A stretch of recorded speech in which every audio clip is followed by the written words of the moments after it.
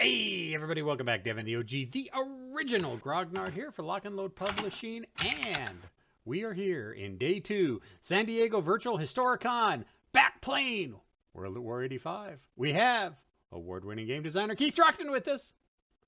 Hey, how are you, everybody, and welcome. And, well, that's pretty much all we've got right now. We have a few observers. Lee, if you want to say hi. Tim, if you want to say hi. Guys who are watching in the Discord, if you want to say hi, please feel free. Hello. Hello, Lee. So basically, we're going to be doing something a little bit different today. We're a little bit light on viewer or on participants. Basically, we don't have anybody participating with us right now. So keep Mr. Keith Trockton. We have lots of people watching. We have a few people watching.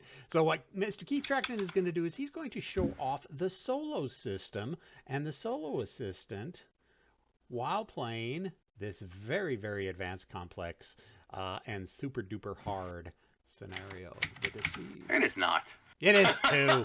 It's got like blown bridges and everything else. It is not. Which scenario is it? This is scenario 17, The Deceived. Okay. Let me go grab my book. So, for those who are not familiar with the scenario, actually, I just happened to be looking at the scenario rules, and it's a dawn attack, so night is actually in effect for turns 1 through 3, and the Soviet reinforcements come on turn 4. There are 5 destroyed Vidges, I think, already on the map. The U.S. helicopters that are in the scenario, the special scenario rule is for U.S. helicopter fatigue. It only gets 1 formation card instead of 2 in the formation deck. There are East Germans and Russians, but only the East Germans get a designated formation card. The Russians just get their 1 activation. And the East Germans are the only ones allowed to use. The Soviets do also have their own designated formation. Oh, so they have their Yep. But when you pick the East German designated formation, only the East Germans can use it. There's pack command isolation also, where only the East Germans can use the East German offboard artillery. And then, yes, and I did specify that when Soviet tank asset supplied, when the Soviet designated formation card is drawn, only the Soviet tank battalion that comes on turn 4 can basically be activated. The victor conditions are pretty simple. There's 3 objectives, A, B, and C, which you can see on the map on the left there. Well, I don't know if it's on the left, but you can see the markers that Devin has put out for A, B, and C. A is toward the center of the map on one edge or the other, because I tend to be looking upside down at what you guys are.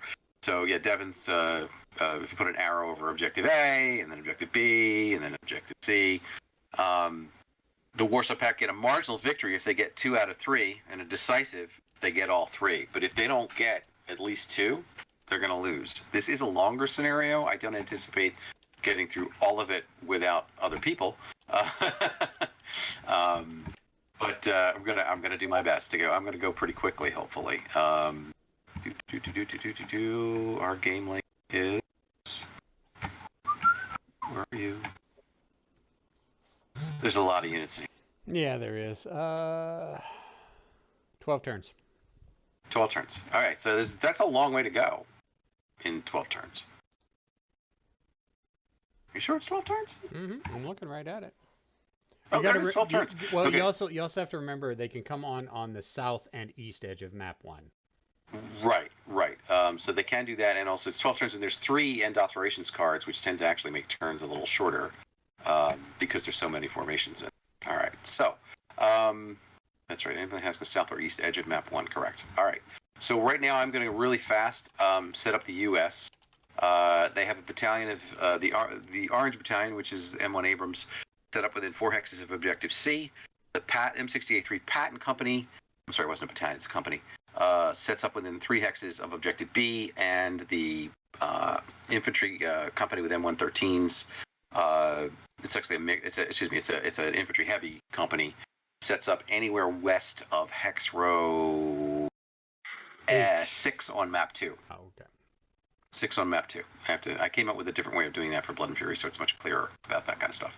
All right, so M1s are objective C.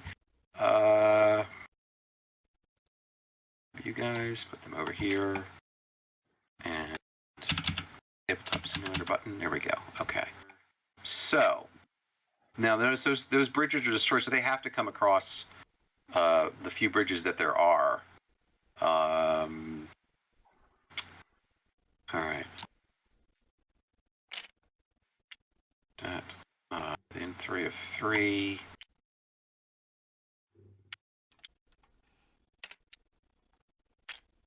Dev, would you mind grabbing that HQ and throwing it up on the mat there? So I'm sending my HQ back to the deployed box. Okay. And I'm going to go with that. All right, so as I can get things rolling. So these M60s go to B. Double check. I do have the scenario book on my other screen, so okay. And the 3X's to B. Yeah. Oh, no, don't do that. Don't do that, Keith. You've done that before. So I was thinking of setting up on the hill. I'm like, if I'm on the hill and I can see out there, they can see. But you get the +1 defensive for them shooting up at you. Unless they happen to pop up on a hill and see me, and then I just eat a guided missile. All right. Well, for the moment, I think we're just. Nah, there's no reason not to.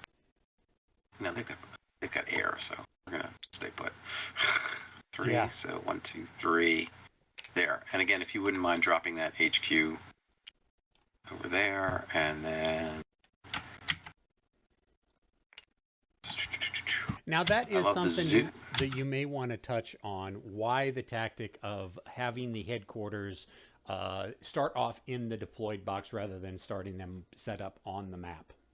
Okay, you can start it off on the map if you want, if you have a specific spot, but if you don't know what the situation is, the first time that formation's activated, you're going to get to make the choice of where to put it once something comes on the map, especially if the other side has initiative.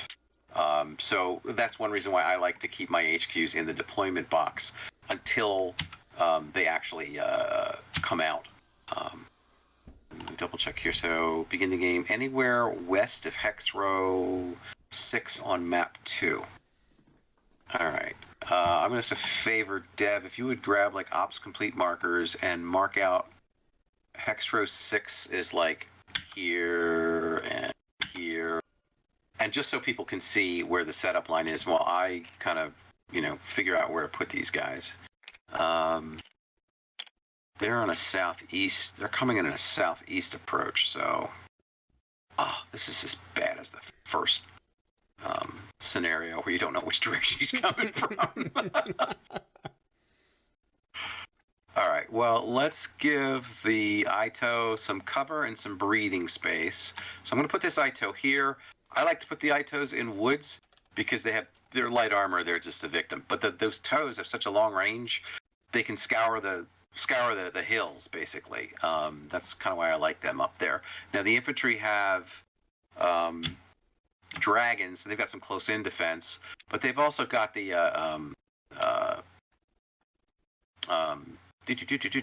stingers, and that's helpful too. So I think what I'm going to do is I'm going to take one of the infantry.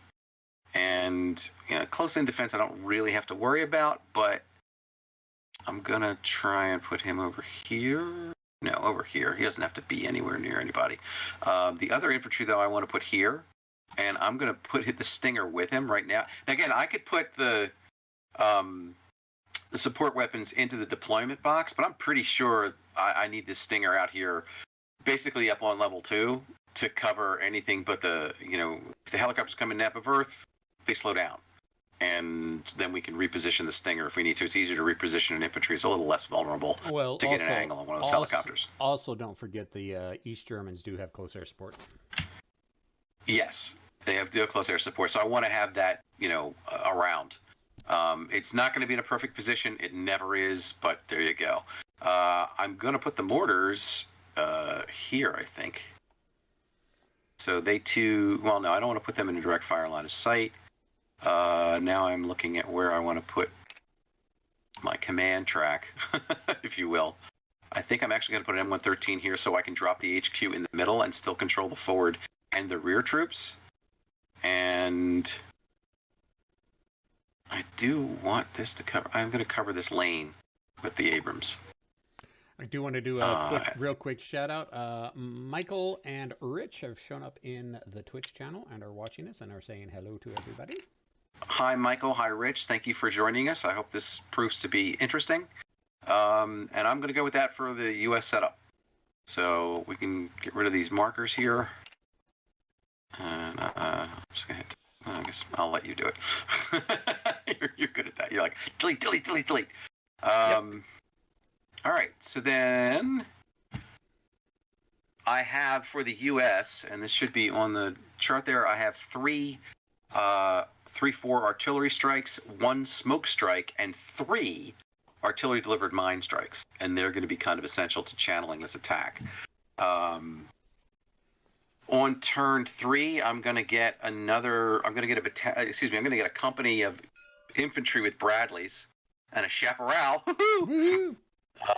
and a Stinger. So my weakness here is I don't have a Vulcan. I don't have a gun-armed anti-aircraft. And so sometimes it can get dicey because you can't shoot missiles at Nap of Earth helicopters.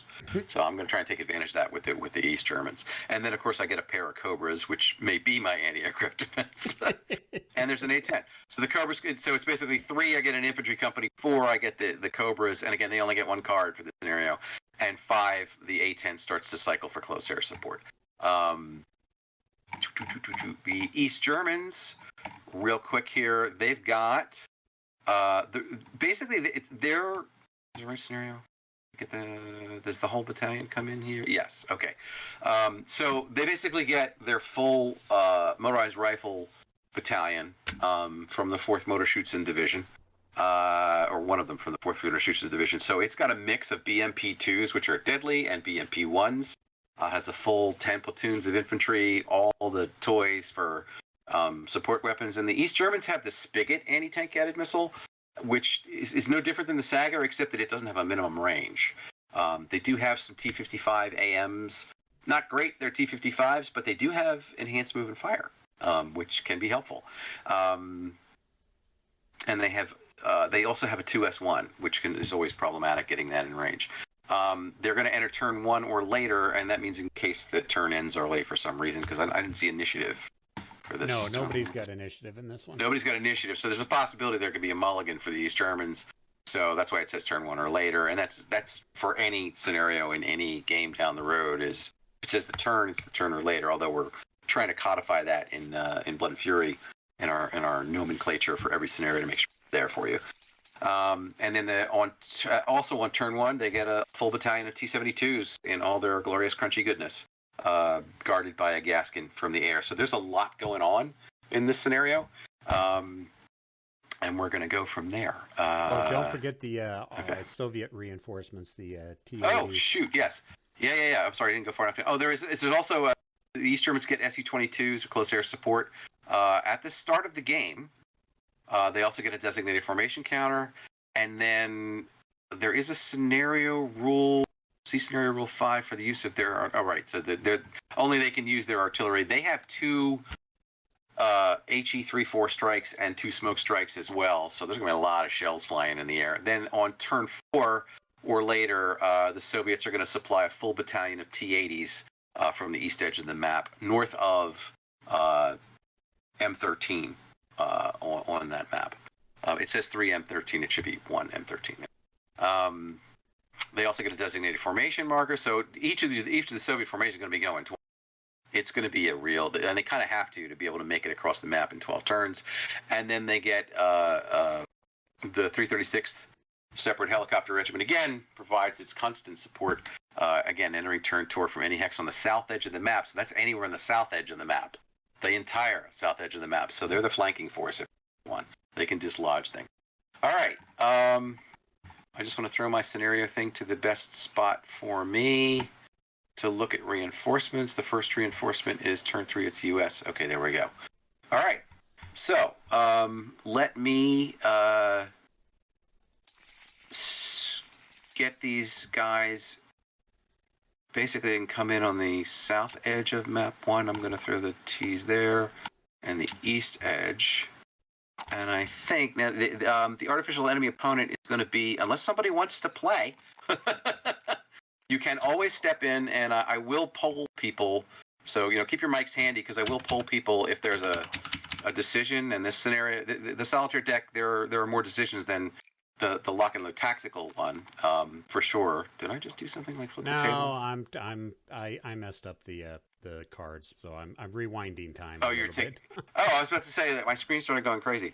No, that was me. That was me. Okay, do you need me to stop moving things? No.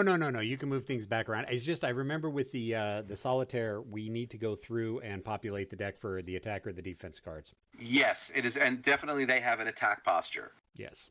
And the way in the solitaire rules it says figure out whether it's attack posture or defense posture. It is sort of subjective, but in this case it's pretty easy. The Soviets are coming on the board. They have to take the objectives. They're attacking. Yeah. So it's an attack posture. It doesn't have to be any more complex than that. There aren't a whole lot of meeting engagements in World at War 85, but I can tell you that the scenario 21 that came from the Kickstarter that made it into the published version is a meeting engagement. So when you set up your solitaire deck for that, and that's a wild scenario, it's even got Spets now. All right, so the thing is, do you remember what the breakdown? Because there are a few defensive cards that make it into the deck. I just can't remember. It's like 6 or 12 or something like that. Do you remember off the top of your head? There's 12. Yeah, there's because in other words, the deck is made from. Actually, let me actually go and pull the rules real fast because it's not like it's a million rules. No, the solitaire system is much lighter than the tactical solitaire system. Right, and I just sort of use it as a binder. There.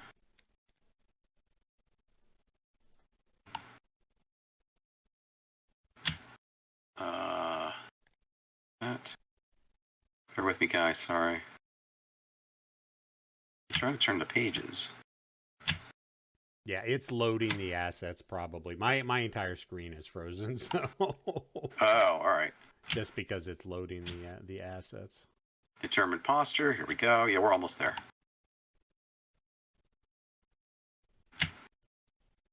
Creating the deck. Defense, offense, not marked. Here we go. AAU is offensive posture. Take all the offensive cards and select 12 randomly, then all other unmarked order cards. So it gets it gets 12 of the offensive cards, right, and then all the unmarked cards, right, and then there are 18 offensive cards numbered 40 through 60. Any unselected cards are played. Devin, I'll rely on you to just pick whatever it is randomly, and I'm going to drop that back there. I don't need that on the map. Meantime, I'm going to stack up the. Where am I going to bring these guys on? So the border for map one basically is to the east of these guys. Okay, so basically it's all 12 of the offensive cards, or all the offensive cards, all the neutral cards. No, all the neutral cards and 12 of the offensive cards. Okay, so none of the defensive cards. Correct. Gotcha. I could have swore that there was a small... When there's a defensive posture, then you put in 12 of the... Right. But I could have swore... You can... No, go ahead. You can soup it up either way. If it's like a super offensive, you can put in all of the... Yeah. Offensive cards. So we're not going to do that.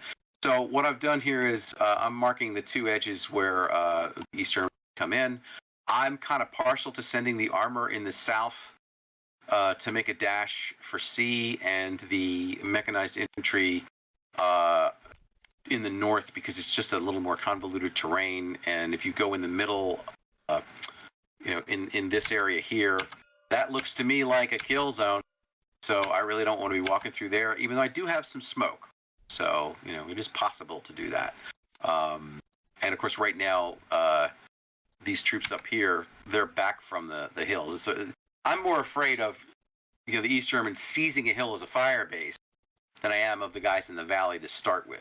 Only because if you go to the edge of the hill, if you go here or you go here, you still get a +1 defensive bonus from the hill itself. Right now, I'm more concerned about not having them establish a fire base. On the other hand, they're attacking. All right. Gonna drop guy here. This guy up here. And I think change mine.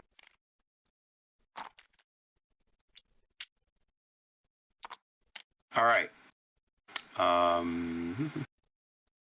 I'm gonna draw the first card if that's okay, Dev. Yep. I'm just because there's still populating the solo deck.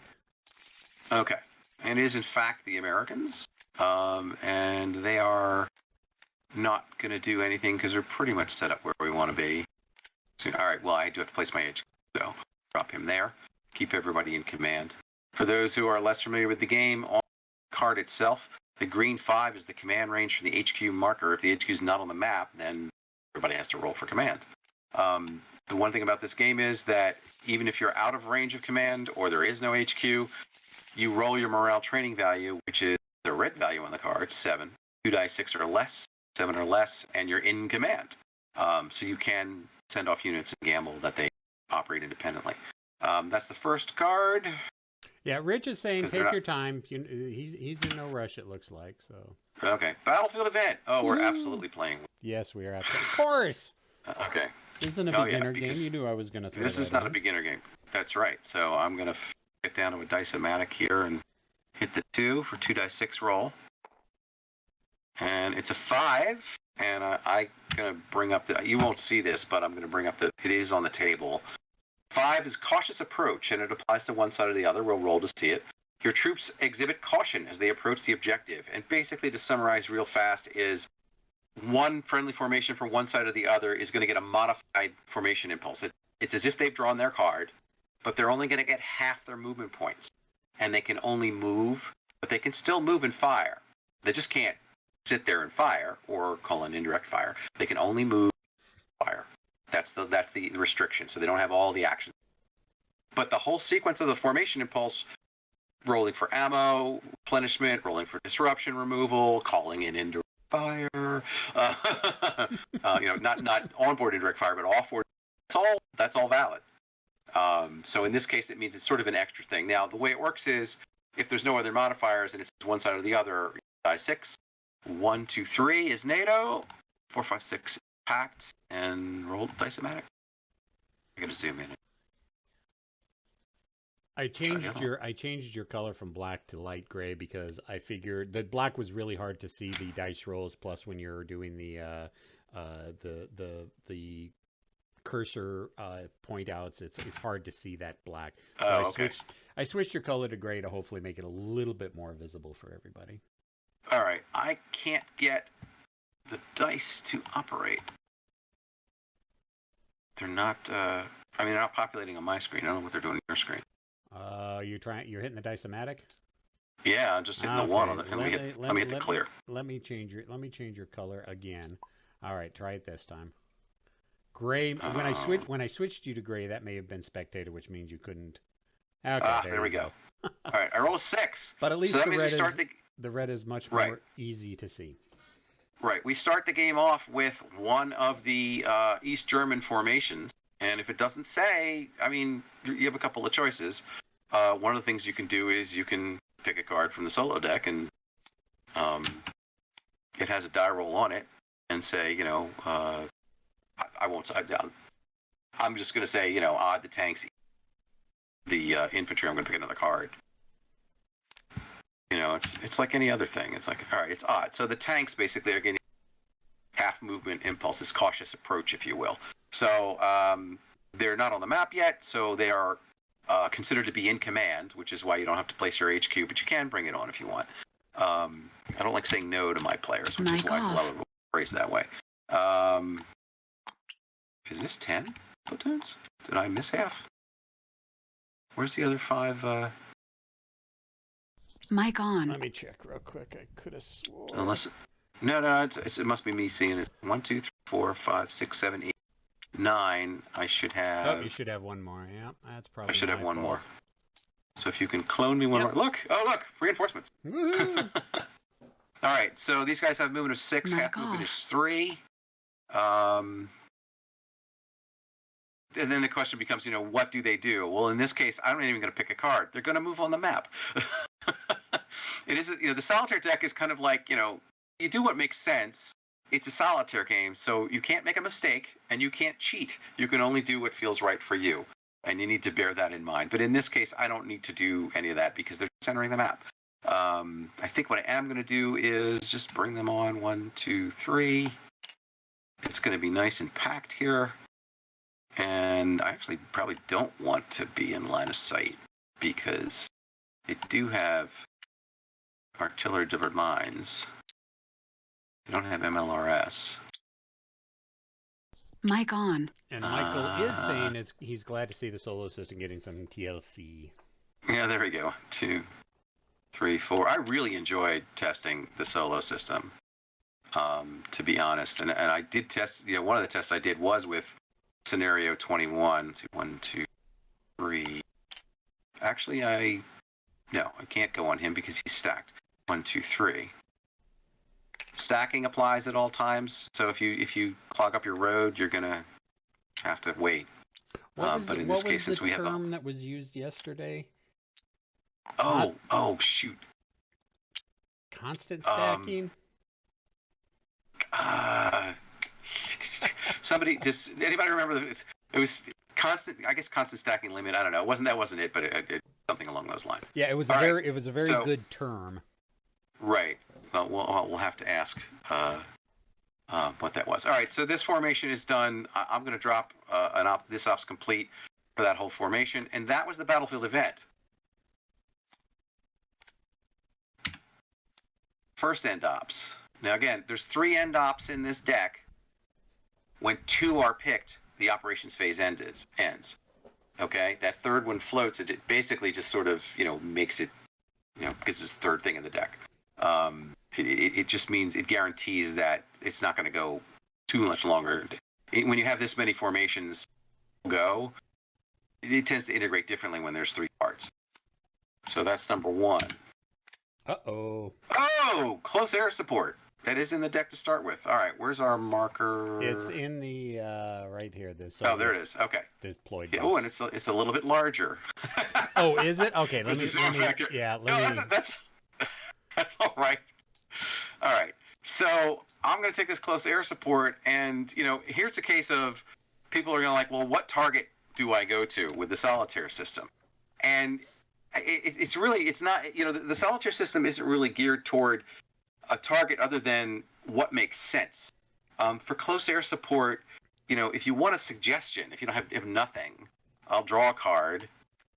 And obviously, I'm not going to use the priority orders because the close air support doesn't have line of sight yet because you're trying to figure out where to put it. So let's see. Disrupted AEO. We don't have any disrupted AEOs. Highest firepower AEO, closest to a unit, fire. Now, that would say he would fire, but at the same time, I'm like, well, that's indicating a unit. So he's going to attack the closest, the highest firepower AEO, closest to an enemy unit. He would normally fire at. That's what that order says. But I'm like, all right, well, I have this air support. Instead of firing, I'll drop the air support on it. So then I look at the closest unit, which is this T-72 over here on map 1 in B1. And say, all right, well, what's the closest guy? Let's drop it right on this M1 here. Now, if I really wanted to do it for me personally, I would actually look at the surface to air coverage and that kind of stuff, which might be gamey for some people, but that's how I play. If you don't want to worry about that and say, well, this guy doesn't know there's a stinger out there, then just drop it there. So I'm going to drop it there, and there is a stinger available. So I'm going to fire that stinger. Actually, the first thing I'm going to do is we have interception or surprise is the first die roll, and it's a die roll 6. If we roll a 1, that's surprise. That's new, actually, and it's in the rules that are posted on the forums. Yeah, I haven't heard of this yet. Why don't you expand on that a little bit more? So what happened was people were expanding that close air support was getting blown out of the sky a lot by surface to air assets on the map, and we talked about it because actually the first die roll is an interception roll. In other words, do they make it to the battlefield in the first place? So if you roll a 6, and generally on a 1-die-6 roll, higher is bad, lower is good. So the 6 is you're intercepted, you never make it. That's what always happens to me. Mm-hmm. I played the Rhine where there's like 2 or 3 close air support for my side, and every one of them was shot down. So I when people come to me and go like, I hate, it happens to me too. But in this case, we thought about it, and we're like, and Jeff Schulte, our ace, chief play tester for this, always comes up with a great idea. Came up with the idea for, why don't we put in a surprise roll? The idea being that because anti-aircraft fire is the primary unit, which in this case would be the Stinger, and then anything else that has a range to that Su-22 can add a die. So now you've got 5 dice to make like 4. There's a high odds that you're gonna, kill this thing. Now, between me and you and everybody, actually you, the wall, and everybody who's listening, once you're at this point in the battlefield and coming in for the attack, that's actually when you're the most vulnerable, because you kind of have to hold to your flight plan. So every 14.5 or 50 caliber in the area is throwing lead up. And I learned a lesson way back in days when with SPI's Air War, when we were looking into background of that, and somebody explained that like the F-14s with the nose 20mm cannon, a lot of times they'd make a head-on approach, and they would just kind of swirl the nose and put literally a spiral of metal up there, because the other guy had to fly through it, and it's just as good as shooting him. So it's sort of the attitude here of, the more metal you put up there, the more they have to fly through, the more chance you're going to shoot them down before they're effective, or chase them off. One of the things that Jeff proposed is, we don't have a surprise. Surprise means only the anti-aircraft unit can shoot at it. Now, with a Stinger, that's still good, but he doesn't get 5 dice, he only gets 3 dice. It becomes a more normal attack, because the planes do have an armor value. That was a whole lot to say. All right, let's roll a die 6 and find out. Oh, it almost got shot down. See, I told you, it almost got shot. All right, so this is a normal shot. So the Stinger has a range of 29 is its sprinted range. Point blank range is half that, rounded down. That's 14. I think he's well within that point blank range. So this 3 dice to make 4 is 3 dice to make 3. I think that kind of makes sense for, him being able to see the approach of this particular thing. And again, this is the solitaire thing that we sort of made an adjudication. If I were playing, there's no way I would attack that one. But you can't account for the other. And the one rule, one guideline I say is, the AEO is not going to play like you, and this is one of those things. The dice will tell. So that's 3. Now the idea is that he's going to be ops complete. The M1s that are there, if they choose to participate, are also going to be ops complete. So the target, of course, can defend itself. And here's a case of, it's got to use, it can use either weapon it has. But, because it's not an anti-aircraft weapon, it's basically, -2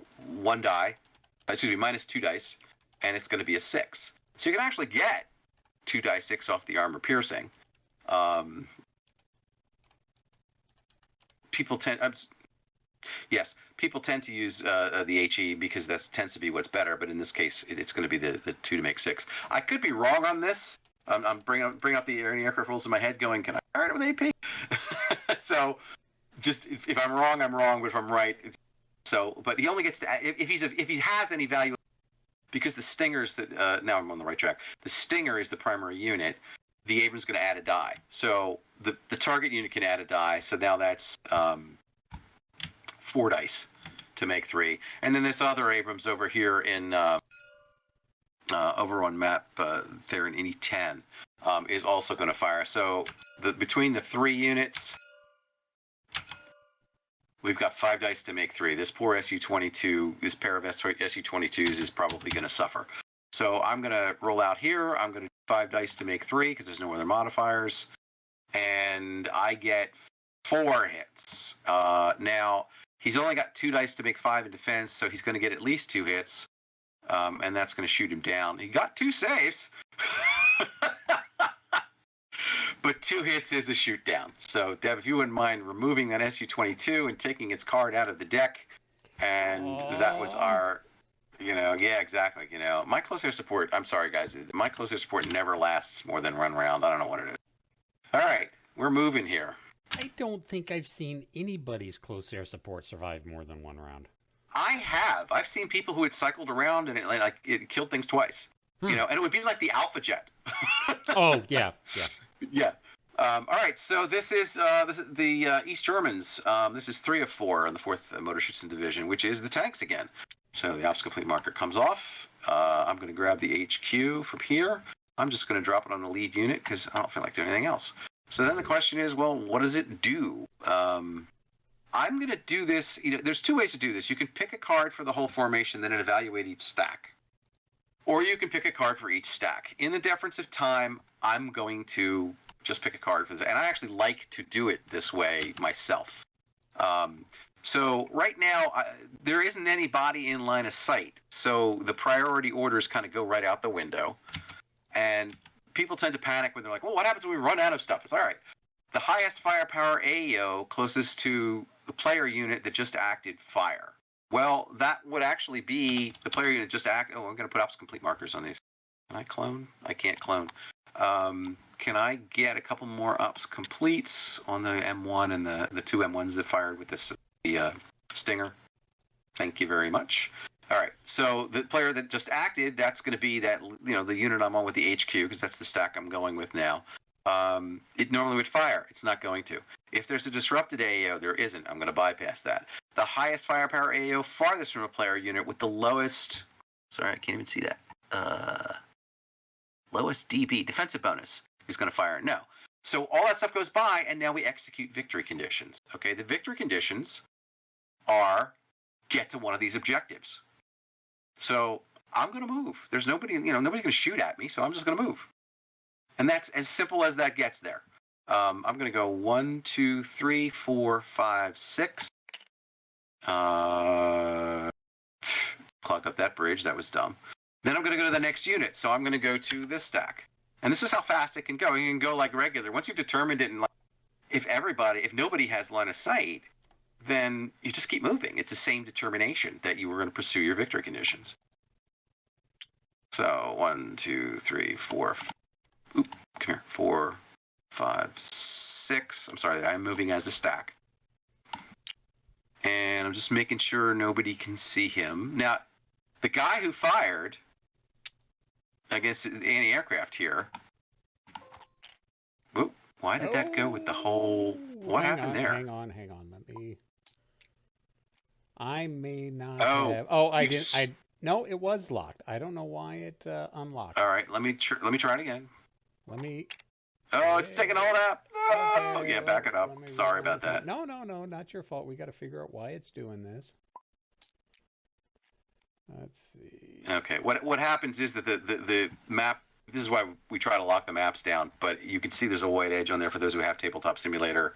It probably, I don't know if it's showing up on Twitch, but it means it's unlocked. So when I went to explode the stack, the units are part of the map. The map's part of the stack, so we're trying to resolve that real fast. In the meantime, if that unit were not attacked by that close air support, it would not be ops complete and probably would have popped a shot at the T-72s. So like I said, you never know what's going to happen. So just kind of, go with it in that respect. It's not an AI. I keep emphasizing that, people. It is an assistant, not an AI. It will assist you. The decisions are not as complex as Lock and Load Tactical. And anybody who plays both, that's why the Lock and Load Tactical version of the Solitaire system has all those wonderful flowcharts and things that can pin down exactly, because there's so many options, you need to know what it is. Here, it kind of lends itself to it's kind of readily apparent in some cases. And when it's not, you roll a die and see how it goes. That's your player choice. So I'm going to keep filling up this woods. 1, 2, 3, 4, 5, 6.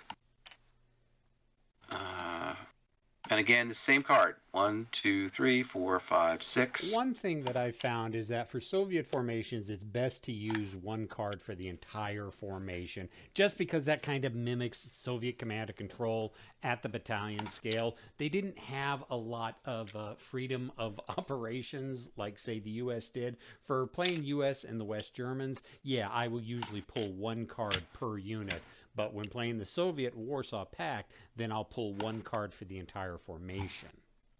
Right, and truth to be told, I've done it both ways, where I played for each and only one. Again, I'm an experienced player, I can say, and I have a feel for how I like to play. I just pull one card because if you get a complex situation where your battalion or your company is spread out and there are multiple lines of sight and units that are farther and closer, the card comes into its own. Somebody suggested that if you're at point blank range, why does everybody fire? It's like, because when you're at point blank range, that's what you do. You know, you don't, you're like, oh, there he is. You know, like, well, I get guy farther away. No, I, you know, and if anybody's, you know, anybody, especially anybody with combat experience wants to tell me otherwise, I am happy to receive that information and do something about it. But I'm going to go with my gut and say, no, you're going to shoot at somebody. All right. So that formation is done. One card. We're moving fast. All right. So here we got the M1s who are in a position to counter. And these are my M1s, so I don't have to pull a card for them. And I pull that off, and I pull that off, and I'm going to go grab my HQ because the first thing is command. Now, I suggest to people, even people who've been playing for a while, I know if you're comfortable with the sequence, but when you do a formation impulse, make sure you take all the steps before you get to actions.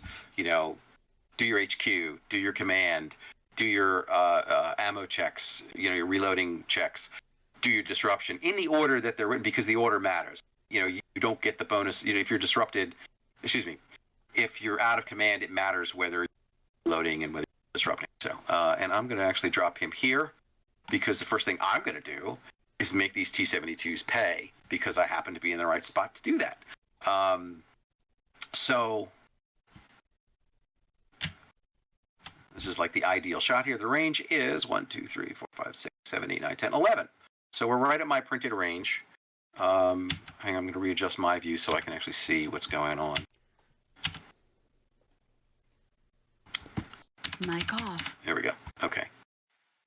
I'm sorry, Keith. I had to step away to take a delivery. How did the ops complete get off that unit? Because the formation card here was pulled. Okay. So the very first step is to clear your ops completes and to clear your out of commands. Okay.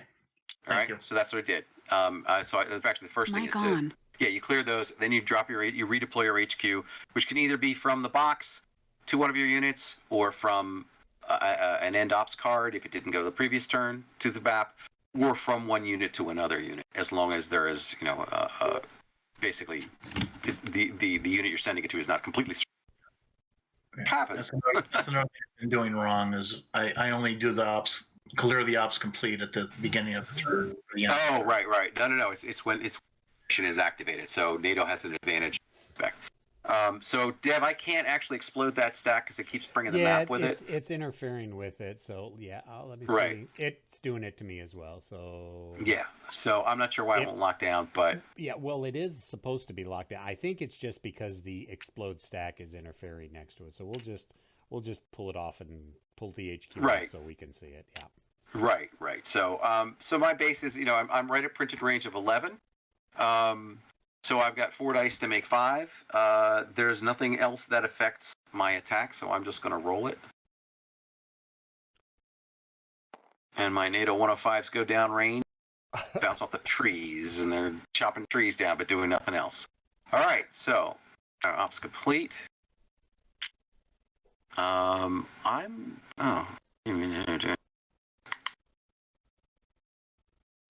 I am actually going to move this other platoon in here. Change the stack over. Yeah, I'll just put it on top. I'm going to move this other stack here. And for those of you who are interested, you know, when Jeff and I play, whether the rules are written to say you have to choose an action, or I've moved and I'm like, I really want to do a move fire. We play it as a gentleman's game. It's like, look, you can convert a move into fire if you see a better fire opportunity once you start moving. There's no effect on the game, so there's no reason not to. Same thing with an assault. You know, if you start moving and you realize that you want to assault, just convert it to an assault action. Because the rules before the assault before you get to the assault hex are the same as the movement rule. So there's no, you know, you're not getting an advantage or a disadvantage by doing that other than, you know, your opponent saying, you didn't declare it. You don't have to declare it, but it's more like a declaration of intent. It really is meant to be easy to play in that respect.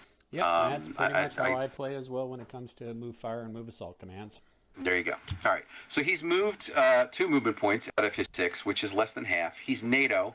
He has an orange AP fire value, which means he has enhanced move and fire, that wonderful stabilization on the M1s that makes them particularly potent in situations like this. So now he's going to get a shot penalty because he's moved less than half his movement pounds. So I'm going to take another 4 to make 5. So at the same time, and Devin, do you find Keith's voice going in and out like it was yesterday? Yeah, it looks like it's going. Your mic is doing the same thing it was doing yesterday. All right, I kind of have tuned it out, so I really haven't noticed it that much. But it's probably Discord. Let me make a quick change to my Discord settings, because Discord and I just Well, this can you hear me now? Is this a tweak where you can actually hear it? Yeah, because basically we're taking I forget, it's the turning off the automatic sensitivity, because it seems to put a noise gate on it that I specifically asked for it not to do. Okay. All right. So I apologize to everyone out there for me talking fast. And Rich did have a question about the first shot that the M1s had. You had an HQ with it. You forgot the 2 extra. Yes. Oh, I did. Let me take those too. Oh my God, you're going back. Yeah, I kind of like to be complete. Yeah, gentleman's game. All right, so I got 1. All right, well, let's take that then. So now I do have to designate that I was firing at 1 unit. They're both the same, so I just take the top unit. So it's a T-72. He has 3 dice to make 5 on defense. He also has 1 for the woods. He's not concealed because he's ops complete. And that's it, basically. His reactive armor does not affect shots from cannon. So, that sounds so Napoleonic. So he's got 4 dice to make 5. So I'm going to hit this 4 real fast. And he just needs 1 save. And he gets 1 save. And there we go. Okay, but thank you for picking that up. I appreciate the catch on that. This next guy, did I roll him yet? You have not rolled him yet. All right, let me roll him. Get the summary off the top of the screen, and I get 1 hit again. So I'm going to do the same 4 to make 5 in defense. Wouldn't he get? And he gets 2 saves. He gets 2 saves. With the HQ there? No, the HQ is deployed specifically to a unit, the unit that's under it. Okay. So that first one that fired got the 2. This is one of the trickiest things. Is people are like, oh, I've got the HQ, it's in a stack. It only affects the unit that it is deployed to. So because it's just the way it runs. When you're checking for out of command, if you're making command checks, you do check the whole hex. Everything else you check individual units, and HQs are deployed to individual units, and leaders are assigned to individual units. Assign is the word that's the equivalent of deploy, but it specifically applies to leaders because they're slightly different. Well, and honestly, let's be honest. If it did affect the entire stack, it would make headquarters way overpowered. Oh my goodness, yes. Yeah, I mean, there's supposed to be an emphasis of resources. It might be the 2 extra HQ tanks. It might be we got them more ammo or something like that. It might be we got them some recon from locals or something like that. It could be anything. It doesn't necessarily need to be, necessarily those 2 extra tanks. It's the command resources that can be brought in to assist in those shots. All right, so that's those. They're also ops complete. I'm just going to move the marker up. So this third guy, I'm going to leave the third guy there because he covers, and this is just me, he covers this lane somewhat. So when the T-72s come up, I might actually be able to pop a shot in here, and I just don't want them to be, get a free approach to my infantry position. Because my infantry's sort of out of position. They can't, fire until they come up the hill. That's way too close for an entire battalion. So I want to keep somebody ready to respond, so rather than react. All right, so that's that one. Pull the next one here. Second end ops. Okay. A lot of people didn't go. So we're going to pull this end ops. We're going to pull 2 of the 3 end ops because we don't want the turn to end until, and I'm going to let Devin do the rest of this. We don't want the turn to end until all of the formations that didn't go, which is my red, my light blue, and the East German red. Okay, and we're going to pull those HQs and drop them on these cards. And this is just a mnemonic device, guys. It's not a hard and fast thing. The rules actually say, there's certain places you can deploy from, and one of them is the end ops card, and this is why. And yes, you do pull off the HQ if it's on the map. And people are like, well, that's a disadvantage. I'm like, think about it. If you didn't go in a turn, you are slightly disorganized. And that means your HQ hasn't got its act together, so they can't apply the resources that you'd like them to apply, like the 2 extra dice, because they're organizing a plan in the middle of a battle, which is never a happy thing. So yes, you do, if you don't go, it is a slight penalty. It seems to work out in the end. Well, but it also guarantees that you won't, you're always going to go every other turn in a minimum. Honestly, from my perspective, it's not that much of a hindrance. Really, the only thing that not having the HQ on will affect is a potential op fire that the headquarters was attached to. Because really, as soon you are not doing anything with that formation until it activates, and when it activates, then you put the HQ out. If the HQ isn't out there, the only thing that the formation can possibly do is opportunity fire. So the only thing that having the headquarters pulled off penalizes you, and I really don't see it as a penalty, is not having the 2 extra dice on one single op fire attack. Other people disagree, right, but that's just the way I look at it. There's lots of discussion. I have to go with the, my gut feeling kind of panned out when we tested it. It felt really good, and it sort of makes sense to us. I understand the arguments from the other side. I do, but I've tried my best to, if I have to make a choice between something that seems real but is gamey versus something that seems real that's not quite, I kind of tend away from the gamey, because it's a die 6 game, so it's already sort of gamey in that respect, and yet I want to maintain as real a feel as is possible given that restriction. So there you go, my philosophy in the middle of the game. So I'm pointing out here in the arrow on the turn track that we are at turn 2 already. All right, and you notice how few solitaire cards we've used. You can shuffle the deck now, but there is an actual deck shuffle indicator on the bottom of certain cards, so you may want to wait. There's no reinforcements. All right. Oh, wow. These M1s are getting some mileage. All right. So first thing happens is we take off the ops complete. HQ is already down there. I think we're just going to take these guys out while we can, because the fewer East Germans they are, the more Soviets we can hit later, because there's a bunch of T-80s coming on later. So now I'm going to open fire with the unit with the HQ on the same target as before, hoping that I just get more of my 6 dice to actually score. There we go. Okay, so I've got 3 hits there. He's got 3 to make 5. That's right. So his ops complete went away. I apologize. We should have taken that off. And that's really important because, as Jeff Schulte is fond of reminding me, now he is concealed because he is in a woods, and the enemy is not adjacent, and he does not have an ops complete marker, and there's no enemy recon within 5 hexes of him. And you put all that together, and that means he gets a die for concealment. So instead of being 3 to make 5 base, 4 to make 5 for the woods, he gets another one. He's 5 to make 5. And that's important. So that extra die comes in really handy as he's defended himself many ways. Oh, look at that. 4 saves. Okay. Wow. Oh, it just hurts. Okay. So I'm going to leave that there for the second because the other guy's going to fire, and he's 4 to make 5. That's more like it. Wow. But again, he gets 5 to make 5. Oh, cut me a break. All right. No, I got him. Okay. That's 3 hits. He's gone. First blood. He goes to, second blood, I should say, because of the SU-22. We grab where's the rec marker? Where's the rec markers? Oh, I may have forgotten to pull out rec markers. Let me take care of that. Please, I want a trophy. I'll move this guy so you can drop it in there. And it's funny, in Vassal, what am I talking about, Vassal? In Tabletop Simulator, I love the fact that the rec markers are just, they're an actual marker. So at the end of the game, I'll take everything off of the rec markers and we can see the progress of the battle. Did you grab one? Yep. Oh, there we go. Okay, great. Now remember, that rec marker provides a defensive bonus as well. So, oh wait, was he in a city?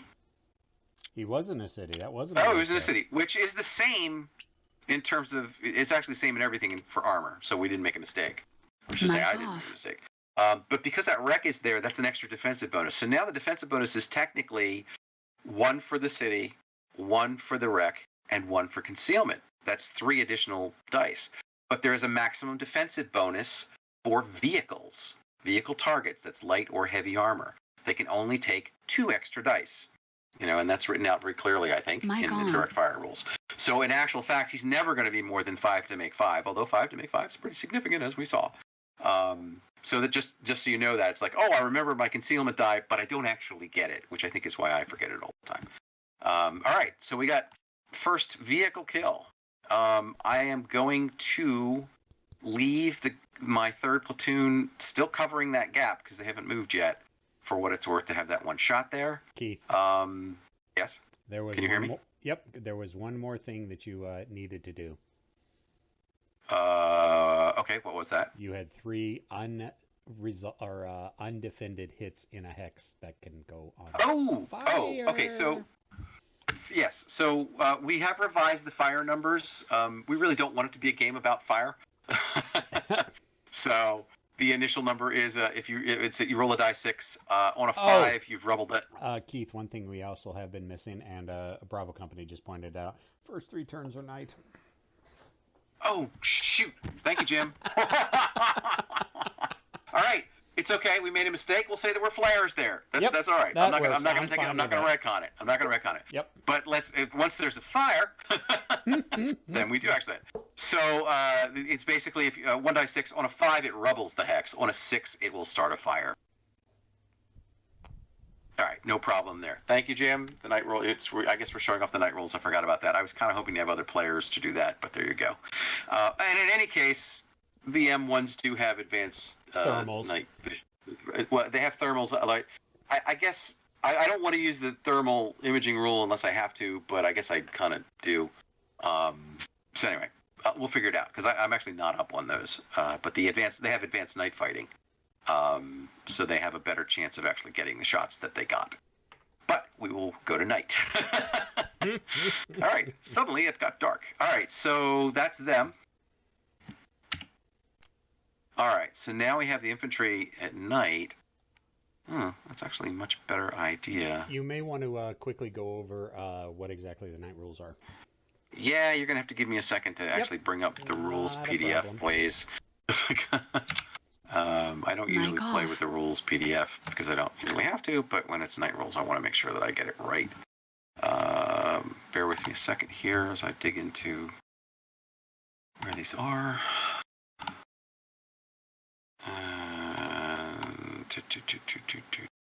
66 is the latest, I believe. There we go. Night. Here it is, 84. Gotcha. Okay. So the maximum line of sight for direct and indirect fire spotting is 7 hexes at night, or as restricted by the weather rules, whichever is less. So if you've got it pouring rain at night, you can look on the line of sight is indicated on the weather table if it's shorter than 7. If you're firing or spotting, once you've verified the line of sight, then who's ever attacking or spotting has to make a successful night targeting check, which is a morale training check in order to fire.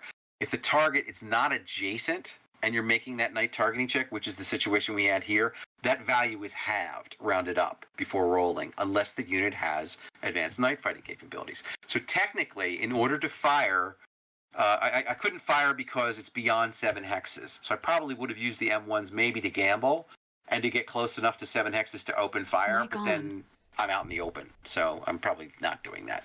But the idea would be, let's say I were at 7 hexes, I would have rolled 2 die 6 against the formation's 7, halved to 3.5, rounded up as 4. I need a 4 on 2 die 6, except the M1s have advanced night fighting, if I'm remembering correctly, so therefore they would use their full 7. And if I made that 7, I just fire, okay? If I fail the check, the attack is canceled and I'm ops complete. The one thing is, if you have an anti-tank guided missile or self-propelled anti-tank guided missile and you fail a night targeting check, you don't have to make an ammo check. I'm not going. It's like, no, you're not spending missiles and firing them off into the dark just because you don't have a line of sight, kind of thing.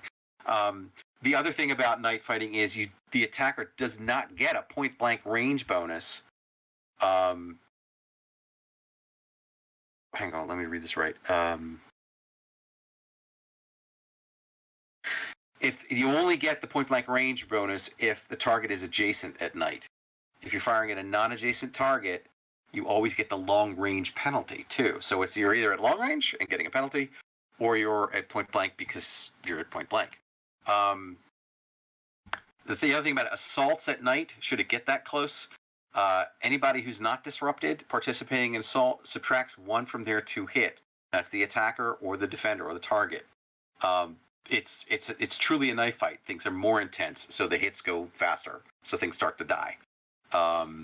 And again, units without an assault value still may not assault or counterattack in an assault. That's sort of the night rules. You want to pay attention to who has advanced night fighting. It's on the national unit tables, those big 11x17s in the game. We are going to put those national unit tables, we're going to take them off cards and put them into the companion book for Blood and Fury and moving forward, because we think it's more appropriate to put it in there as a reference for that particular game. But I still hope to have, I haven't seen a draft yet, but I still hope to have full-size counter views in there, a little description of, what the force is for, and all the regular information that you're used to seeing in those columns for NATO and for the Pact forces. All right, there we go. Keith, do you remember where you were? Red formation. Okay. So my red infantry is like, all right, it's night, so I can actually reposition, and the other East German battalion hasn't done anything. Anybody have any suggestions what I should do? I'm open to suggestion. Right now, I think in my head I have 2 choices. Move a little bit forward so that when the T-72s come through, I can shoot at some of them, or stay where I am and wait to see where that motorized rifle battalion shows up. Anybody got any suggestions? And that's on Twitch too, if they want to put it in the comments, and Dev will pick that up. Yep. I think you should do at least some sort of probing and then back off if you can. Okay. How about if I send the infantry platoon with the dragon forward? So I'm going to send these 1, 2, 3. And again, we're not within 7, so there's no line of sight. It's at night. Oh man, none of the maps are locked down. I'm sorry. Well, no, they are all locked down. I don't know. I've never seen this before, but all right, yeah, we won't. I'll just spread it out to show you what I have here, because I think you guys need to see the counters here. All right, so I've got basically some dragon teams with this infantry as opposed to the dragons they themselves have. And so I'm basically putting them forward there. They are ops complete, but I think they're going to be okay. I'm still leaving that there. I'm going to move the M113 forward with them. 1, 2, 3. Oh, did you 4. Did you place the headquarters? Oh, I'm sorry, I didn't. And I would put it right back where it comes off here, deploys from the card. I'm going to drop it here because that put everybody within 5 except the M1s. Oh. So I actually needed to roll command for these M1s here. So let me roll command for them. That's a 2-die-6. We're sort of doubling back to before I started actions. And I got a 7, so he's in command. So we're good to go. We're actually all good. I can't see anybody to target my my mortars, my M106s on. So we're just going to probe a little bit forward. I don't have any problem putting the M113 there because it's basically behind that city. And the T-72s, maybe if they're coming down the road, they might waste a shot, but they might not. We'll see. Shoot, come on. Just trying to get it in the hex. Okay. I think that's where I'm going to stay for now. Yeah. Okay. They're done. Now notice that, again, they came off the end ops cards. When all 3 of the HQs come off those 2 end ops cards, both end ops cards go into the deck, and now you can instantly have the turn end, if maybe not instantly, but have the turn end. Next, formation. End ops. That's the first one. Obviously, the turn cannot end until these other two formations go. Here you see it in the flesh. Okay, so here come these T-72s. It's all the T-72s. The HQ, I think I'm actually going to move him up to this lead guy here because they may trade shots. And again, I don't have to pull a card so much for that, I don't think. You don't have to move it. Why is this not? Thank you. But now I'm going to pull a card for the formation, a solitaire card. So again, you see how the solid cards influence things, but they don't have to overwhelm it. Down here so I can read the card. All right. So is anybody in line of sight? Nobody's in line of sight because the line of sight is 7 at night. Still on turn 2. So we don't do a priority order. The enemy unit closest to an ops complete player unit moves towards it. Okay, doesn't say whether it has line of sight, doesn't need to say whether it has line of sight. It's just it moves towards the closest player unit that's ops complete, which I think is this infantry up here.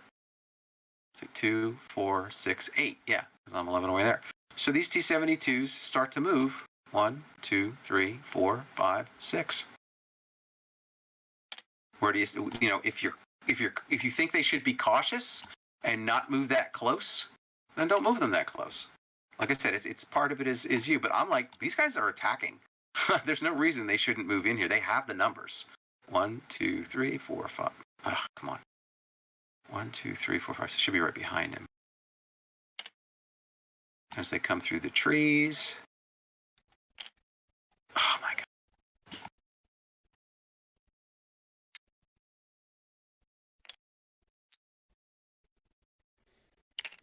Were you gonna op fire with those dragons? Their ops complete. Oh, that's right. Jeez. Derp. Another reason I have no problem moving. 1, 2, 3, 4, 5, 6. And again, this is sort of the weakness of my deployment, which I knew, which is if they get close, do I wait for them to come up the hill? 1, 2, 3, 4, 5, 6. It's night, so this Gaskin, he's just moving. 1, 2, 3, 4, 5, 6. He's not going to be any good, really, at the moment. All right. So again, I'm going to mark the whole battalion as ops complete. I just tend to drop it by. But you guys can do whatever you want in terms of precision. All right, and that's that one. It's fast, fast, fast. Designated formation. Well, it's going to be one of these East Germans. So the question becomes, and I'm going to poll you guys, should we continue the assault? And since we have an advantage here, we have this T-79 is close to this center position, and it opens up Objective A. Should we use our momentum and seize that hill and then go to A? Or should we bring on help from the motorized rifles and bring them on? Now, they're going to come on the east edge, not the north where they are, but the east edge. So it's going to be an activation or two before they get there. So I'm opening up a poll on Twitch, and also Lee, if you want to throw 2 cents in. And they got doctrine would say they would attack. So they're not going to wait for their motorized rifle support. So Soviets weren't known for. Well, these are the East Germans. These are East Germans. Well, so. Same thing. Right. They don't. They wouldn't. They know there's a Stasi bullet waiting if they fail. So. Any comments on Twitch? Anybody type that fast? Nope, no comments on Twitch yet. All right, then we'll go with the T-72s again. So we take off the ops complete. All right, and now we will pull the solo assistant card just to get an idea of what's going on. All right, now we do want to do, HQ is going to stay where it is, I think. 1, 2, 3, 4, everybody's in command. There's no missile ammo issues. There's no disruption issues.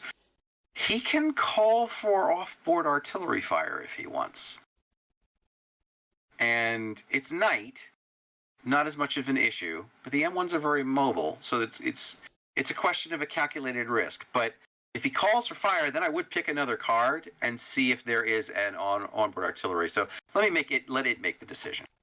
So I'm going to pull this card, And the solo rules say if there's an on or off-board artillery order in the priority orders, then you shoot. And look at that, on-board indirect fire. So that means I can also use off-board indirect fire if I want. So all right, let's. I think I should drop some smoke actually. So how many smoke missions, the East Germans have over here? 2. 2. Yeah, let's drop 1. Do we have a fire for effect marker? I'm just going to drop a smoke marker as a fire for effect marker.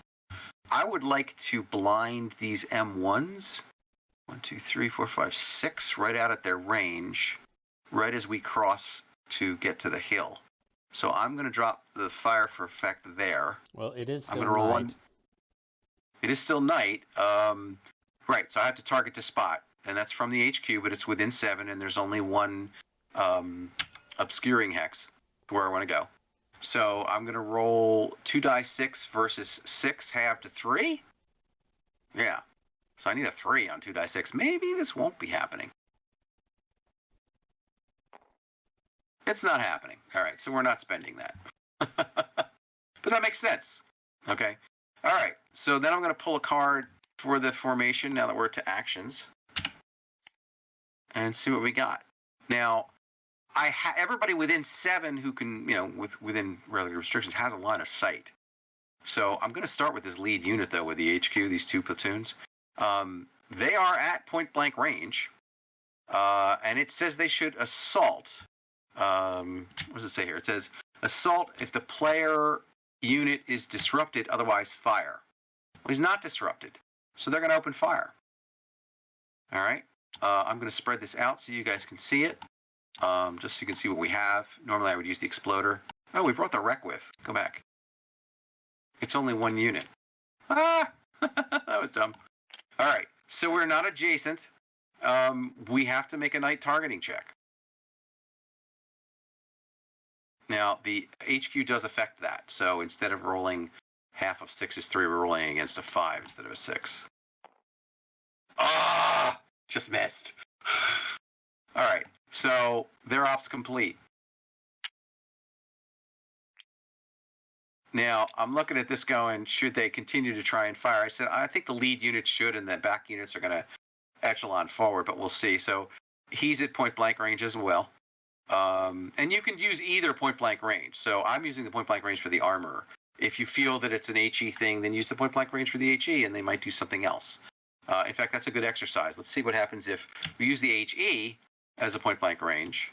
Then it's not point blank range, it's normal range because it's a 6, and it just says fire. That's the first order. It says fire. So we're going to try and fire at the infantry. We need to make a night targeting check. There's 2 units there. So, and they're rolling against 3s. There's no bonus or anything. And 1 misses. And the other misses. And so their ops complete as well. All right. But now we've got, well, no, this guy is also in line of sight. And that's the determining matter. And we'll use the same card. So, he's going to try and shoot too. This is where people are like, well, I always shoot. It's like, yeah, you're kind of in a position where you kind of want to shoot if you're the solitaire player. But again, these night targeting checks are going to probably shut this battalion down, unless you say otherwise. 5 got close. And the unit under him, nope. All right. I'm going to basically, I think the rear echelon should move forward. I don't think we should go with the card on that. I just think they should move forward and try an assault. So I'm going to do that. I'm going to take these guys and go 1, 2, 3, 4, 5, 6. I don't have a route through because I'm overstacked. Crap. Well, that wasn't helpful. Maybe a can assault. Rough is 3 movement points?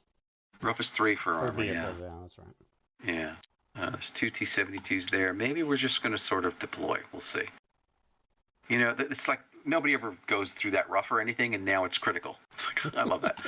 1, 2, 3, 4, 5, 6. Talking about mixing it up here. Grab that. That is. And this is 1 unit. This is 2. Oh man, I really screwed myself over here. 1, 2, 3, 4, 5, 6. Now I could move and try to move and fire. Maybe I will try and move and fire. They're going to do that night targeting check, but they're going to be ops complete anyway, so I'll take the check. Top unit. Oh! Top unit makes it. All right. So he's got his HE. It's at point blank range because it's 3. So it's 3 to make 4. I'm trying to think if there's any other night effects other than he made his targeting check. I think that's it. So I'm going to roll 3 to make 4. And I got 1, and I think he's in the open, right? No, he's in woods. Yeah, that's why I put stuff in woods. So he's got his 1 die 6. He is not concealed. And a save. All right, the second guy, night targeting check. 7. All right, he misses. But you see how, I didn't. It didn't make sense to me for them to just have everybody who was in line of sight actually try and make night targeting checks from where they were. It's solitaire. So I'm like, no, it makes more sense for them to actually advance, because then even if they miss, if they hit, they get lucky like we almost did. It changes the situation. If they don't, now it's going to be a knife fight depending on who gets activated first. And that all of that off of the 1 solitaire card. But again, you could have pulled a card per stack if you wanted. That's it for them. The Gaskin didn't move yet. Gaskin's going to move here. And then, if you don't mind, I'm going to just make the whole battalion ops complete and take these counters off. I do like you guys to see the counters. That's why I do this. Okay. Next card. Ooh. Battlefield event. 2 die 6. That's a 5. Cautious approach. And again, one side or the other, it's a die 6. 1 to 3, it's NATO. It is the pact again. Okay, so here's where this gets very significant. This is a cautious approach, and in the event, it says it's just like a normal formation impulse, except for the choice of actions in the last step. You can only move or move and fire. You can't assault. It's a cautious approach. And that's what I want you to note, unless I read it wrong. Let me just double check it. 5. You may execute move or move and fire. Okay? But you can't assault. It's not one of the actions. So it's like, well, we got this cautious. People are like, well, I should be able to do it. I have my movement. It's a cautious approach. So they're not trying to engage in an assault. And I know that can be alien to some people like Devin, who assaults everything. I don't know what you're talking about. Right. What are you talking about? I'm playing the Soviets. They should be assaulting everything. There we go. So now it's like, well, what do they do when they're in there? I bet you they might assault anyway, but they're not allowed to assault. So we'll when we flip this card. Let's add this in, Keith. Do we want to activate the motorized rifle division and bring them on with the cautious assault? Ooh, that's true. That's true. Lee, what do you think there? Should we bring the motorized rifle on? It sounds like a good idea. All right, let's do that. Let's activate them over there. I will zoom in over here, and I will load up these BMPs. Pull the headquarters off so it's over there and off the end ops card. All right. Is that the last one off the end ops card? No, there's still the U.S. Pattons or the M48s, the light blue. Right. Right. I'm actually what I'm gonna do is just to speed things up. I'm gonna count hexes for the infantry and then drop a transport on them. So, 1, 2, 3, 4, 5.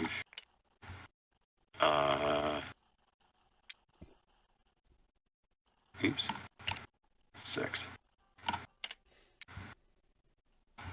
So I am trying to do this as fast as I can.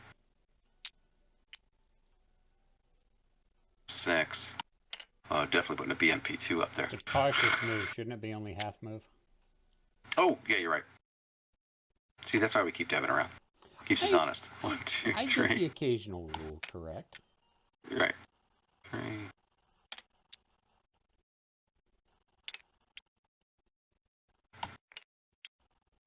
because I know you guys want to be, watch me counting 1, 2, 3 10 times in a row. It's your favorite thing to do in all the universe. There. I could stack these. I'm just not going to bother at this point. We'll just spread them out. I'll make it.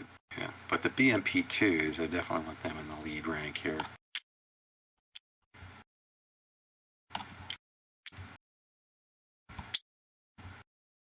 Get closer.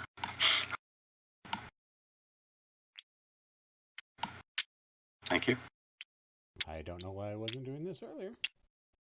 All right. And then I don't think I have the room. Well, let me get this. Well, I have that. Yeah, let's put the gasket on just in case. Although we missed a guy. Why does he have a... I may not have gotten enough. Well, hang on, let's see. No, the truck is for the... Yeah, the truck is for the mortar. So, yeah, I need one more BMP1. Okay. Because all the others, so... Could you clone one for me, please? There we go. Oh, yeah.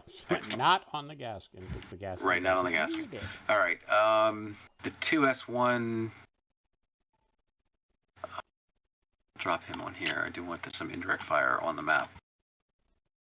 Out of the gate. All right, I think that's all I can... Well, no, I can bring the rest on, but I may as well. Because it's the whole east edge, I forgot. 1, 2, 3. 2 of you. 1, 3. These go in... Would you mind putting these in the box, please? Yep. Oops. I've got recon to push out, so... there for now.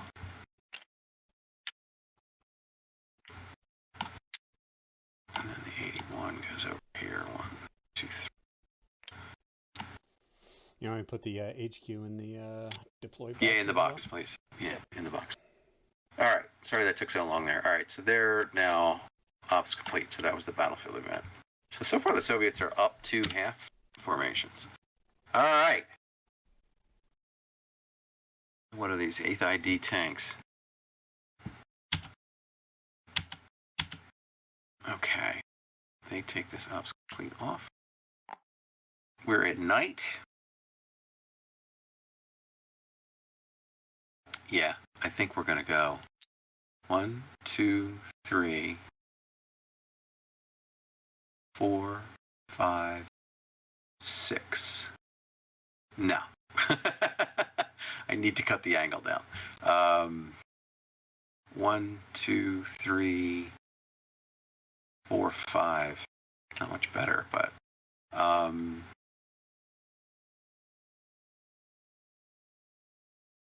yeah, he's gonna take his shot. He loses 1 die because he moved more than 3. Maybe I'll move 6. 6. No, yeah, 1, 2, 3, 4, 6, 6.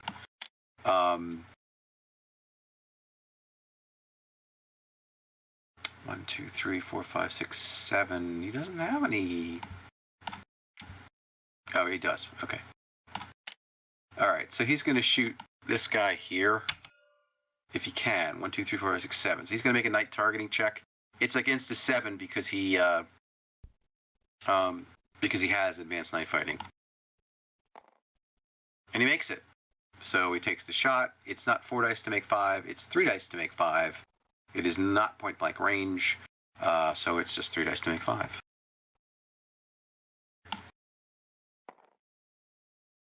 One hit. All right, and then the T-72 has 3 to make 5. It's sitting in the open, right?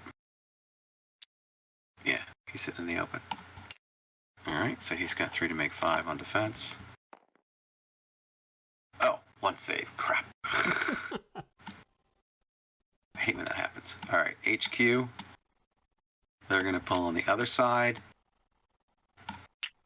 Basically the same target, same thing, except the HQ allows its bonus for the night fighting check, which they make. So it is 3 plus 2 for the HQ is 5 to make 5. And I see 1 hit. And that's 3 to make 5 in defense. Was he in range? Save. Was he in range? 1, 2, 3, 4, 5, 6, 7. Yes. He's right at the edge of night line of sight. Okay. 2, 3, 4, 5, 6. Okay, yeah. Yeah. So, yeah, it runs from, that's 7. All right. Oh, I can't just run across there. To actually come across the bridge. 1, 2, 3, 4, 5, 6. That was not helpful, but I should have get him stuck back there. All right, I'm done that.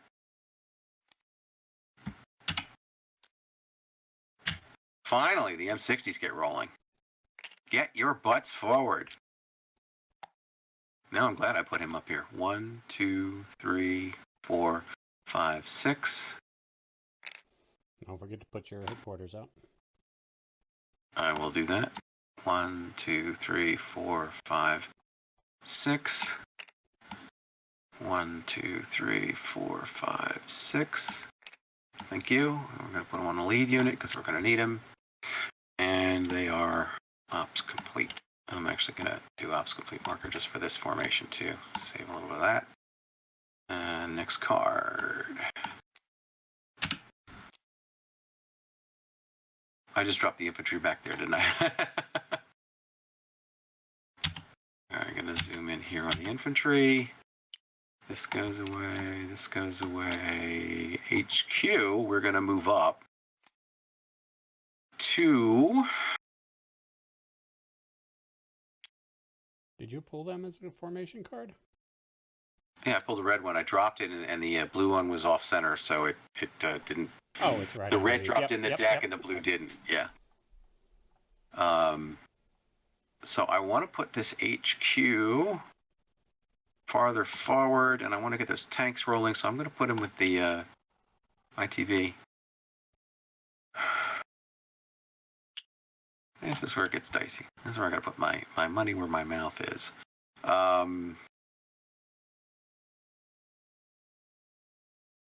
I really don't want to like sit up on that hill with a battalion of T-72s in the valley. It would really prove my point that you don't want to put 4 M1s up against 30 T-72s. We do kind of have them in a kill pocket, just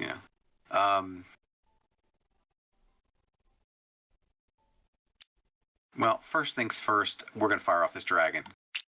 And I'm going to fire at the top unit in this hex. It is adjacent. So let me double check the night rules here. When you're adjacent, spotter night checker. If the checker's not adjacent to the unit making the check, the value's halved. So he is adjacent, so it's not halved. So it's a 7. 2. All right. So the dragon team gets line of sight to the T-72. It is point blank range because they are adjacent. They're allowed to use that at point blank range. Oh, I forgot to do the long range penalty for the M1 shots, but it's 3 dice to make 3. And the dragon scores 3. The T-72 has 3 to make 5.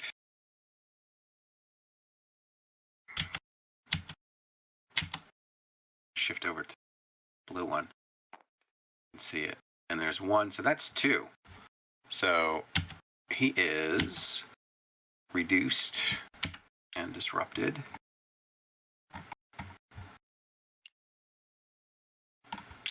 And the guy under him is not. The infantry is also going to fire.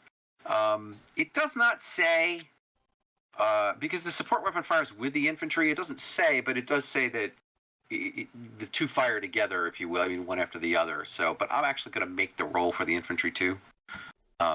Even though I think in reality, once somebody has an IR sight on it, the other guys are going to get that information somehow.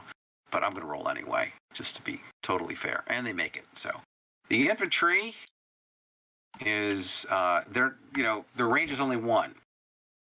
Half range is technically 1 for point blank, but I don't play it that way myself. So it's like they don't get a point blank range.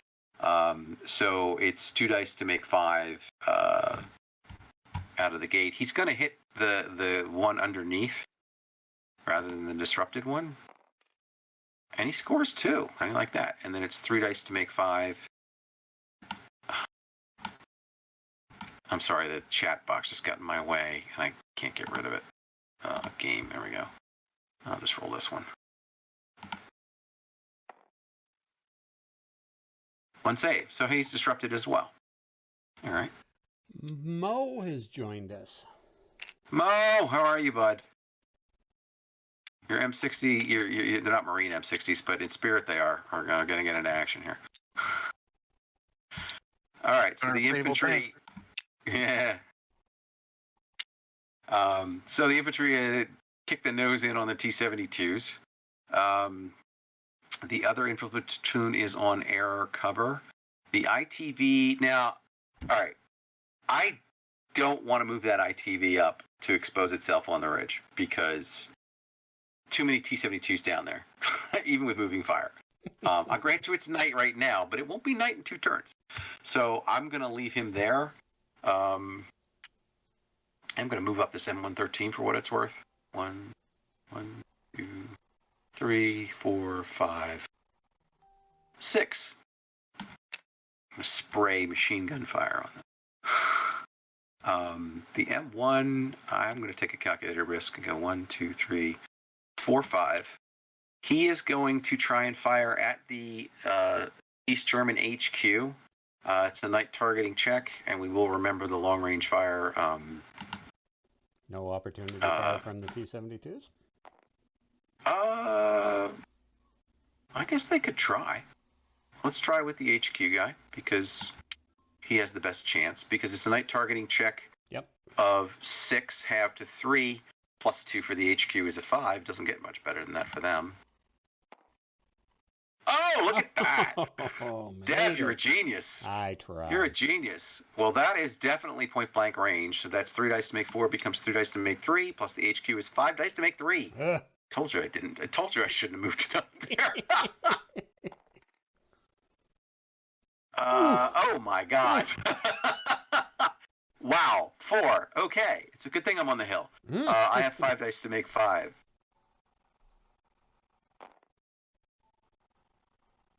I got 3 saves. And I remember Red Dawn. It's like, yeah, there were 5 of them and 1 of me. Oh, you got shot down. Well, I got 4. So, all right. So that was 3 saves off of 4 hits, right? So I'm only disrupted. Only disrupted. But the problem is it stops him from doing anything. Right. Cowed, but disrupted. Right. Cowed and disrupted. Now, notice I didn't go to the solitaire deck for whether they would opportunity fire. Feel free to do that. How you determine that, you could say it's an odd even. You could say if the red die is higher than the green die. If you really don't want to make the decision, I think it's pretty obvious that when those M1s go up there, that they're going to get shot at. Because that battalion's basically waiting. They're at knife fight range. You don't get a better shot. Right. But again, use the solitaire assistant as a guide if you have no idea what you want to do there, or you're just in a mood, or you just want to see another option. Let's see. All right. So, that was bad because now I'm ops complete. Well, I do have to put the markers down because the ITV is not ops complete, and neither is the other platoon. I can't assault. And anybody has a question? So, this M113 cannot assault this T-72 because the M113 does not have an AP firepower, so it can't initiate an assault against a heavy armor target. It can defend itself if it is assaulted, but it can't initiate the assault. On the other hand, those machine guns are really handy for killing that Gaskin if it can get to it, but I don't think it can because the terrain's a little rough. So at the best he could do is go 1, 2, 3, 4, 5, but he doesn't have the 2 movement points to move into the Gaskin's Woods Hex, which is another reason that put him there. Also, the T-72s would probably outfire at it. The Pro-2s would probably outfire at it. Yes, exactly. People always like, I can assault him. Yeah, if you get past the T-72s. So I think I'm just going to leave him there for lack of anything better to do. And then I do need one more ops complete marker on these brilliant infantry who actually did make the East Germans think twice. Oh, crap. Oh, you know what I can do with that M113? I can call in mortar fire on the T-72 in front of him. Yes, you can. Because the M106 behind me, but I have to make a spotter check first of all, just a regular spotter check, which is 2d6 against the 7 morale training. He makes the spotter check. Now he's going to make the night targeting check, which is not so good because he doesn't have advanced night fighting. So he's a 3. A 4, I'm sorry, but he rolls a 9. So that doesn't happen. But that was worth trying. He is because it was a spotting attempt and the spotter is not ops complete, he's not ops complete, but the mortar is, just like a regular attempt. All right, that's all they're going to do, but they had stuff to do there. Was that the last card? Can we put the 2 end ops cards in? I have not put them. Please. 2 end up cards. Yeah, let's put them in. Because we've already drawn 1, so if the second one shows up, then our ops phase is over. A lot going on this turn, that's for sure. Ooh. Oh, here they come. Okay. Zoom in over here. You know, I can't even get a wide enough view here to... So there's nobody there. Just come down the road and take A. Yeah, that... It's like, just go. I mean, with nobody in line... T-62 is like, I'll go. With nobody in line of sight, the card's gonna go all the way down and default to execute victory condition anyway. Right, exactly. So, and let's test that. So here we go. We pulled our card.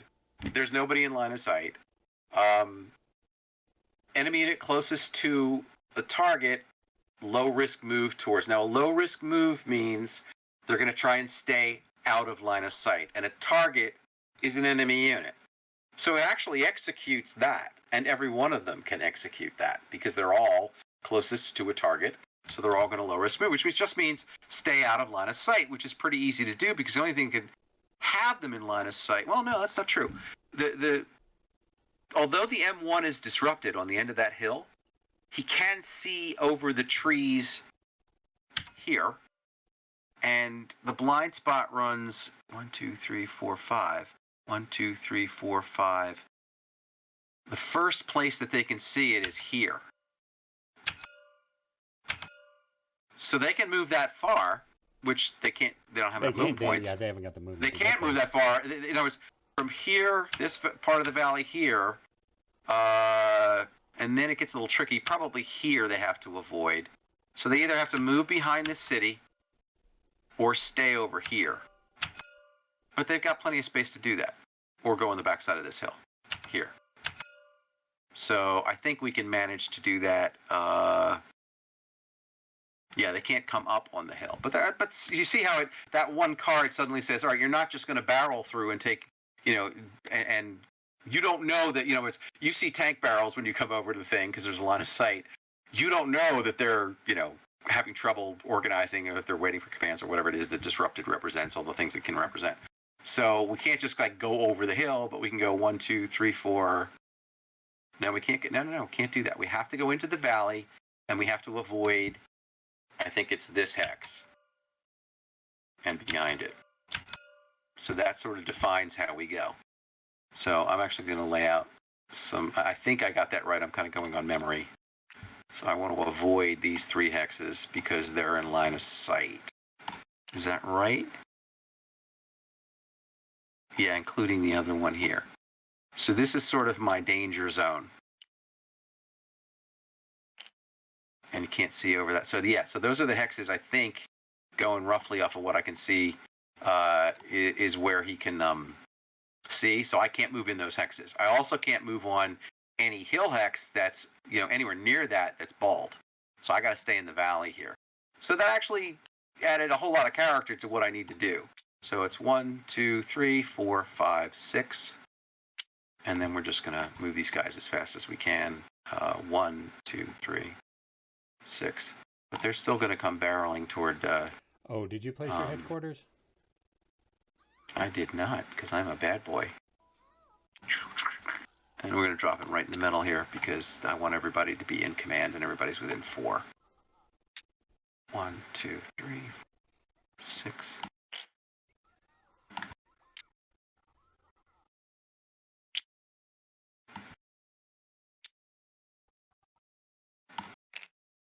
I want these tanks out of the way. Now, I would normally move these one at a time because there's only one BMP here. 1, 2, 3, 4, 5. So, because you have to, because you can only move one at a time through there. But to save time, I'm going to do that. 6. 1, 2, 3, 4. Nah. I screwed myself up. Get my recon out front. 1, 2, 3, 4, 5, 6, 7. I always like that about the BRDM2s. They actually have some speed.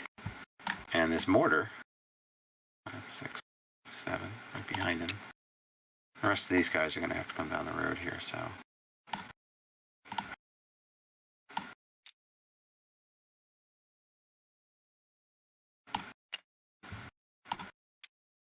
So that one card on the solitaire deck, you can see how if you do use it, it can add a lot of character to what you're doing.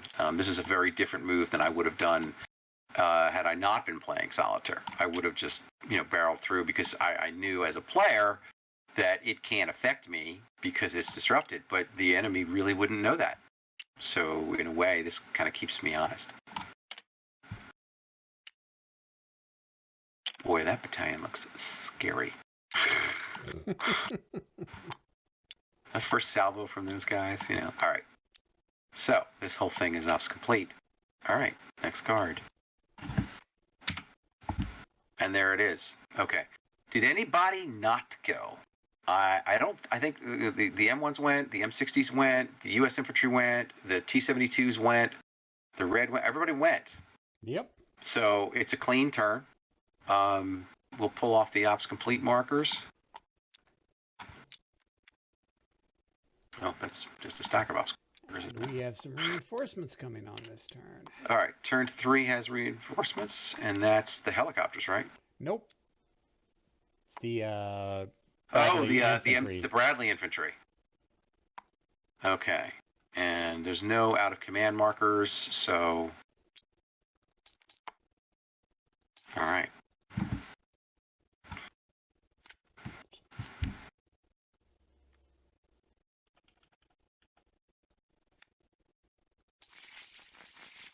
I'm going to do a quick review of where these guys come in. Enter turn 3 or later anywhere via any playable hex on the north edge of map 2 or 3. Well, that's helpful. Because there's nobody defending objective A. There you go. That works. So yeah, we got the flanking companies coming in. All right, first card. End ops. It wasn't end ops. It's the reinforcements. Talk about timing. All right.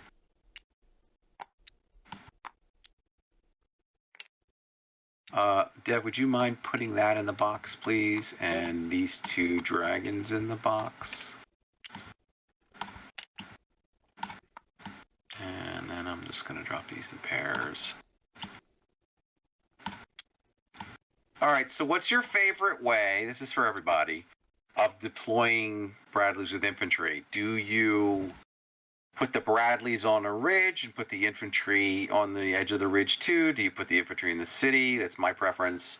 And have the Bradleys not be with them so they don't get burned down, put them on the hills and the woods around. What's your favorite way to do it? Comments are welcome. I'm gonna do a little moving, but comments are welcome. I prefer your way.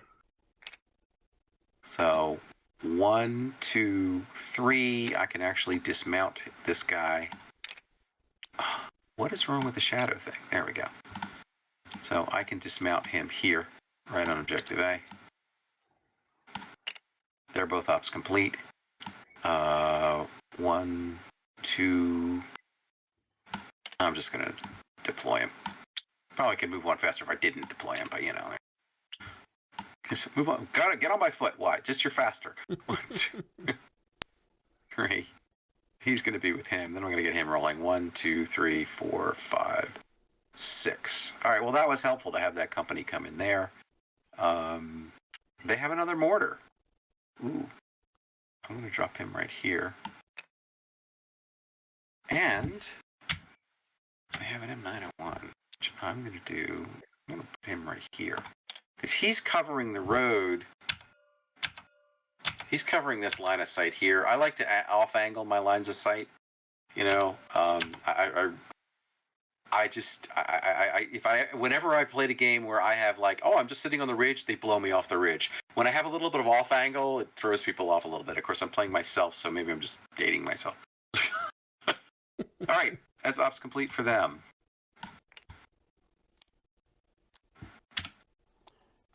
Okay, the red guys again. All right, so this is where we're in a knife fight. But we have some support. So I think the first thing I want to do is I want to get my HQ somewhere in line of sight of these guys. Because, and that's risky, because if I put them with the dragon guys,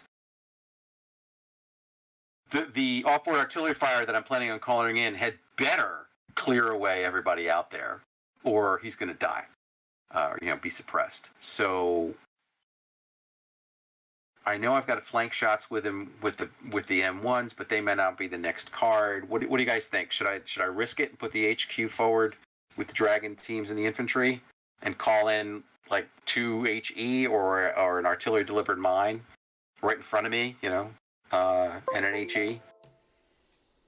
At the very least, drop artillery on the T-72 HQ here and this guy here, just to put the fear of goodness in them, and then try and take care of these guys in the middle here with the troops I already have. But now I'll have the HQ too, so I'll have even more dice. What do you think?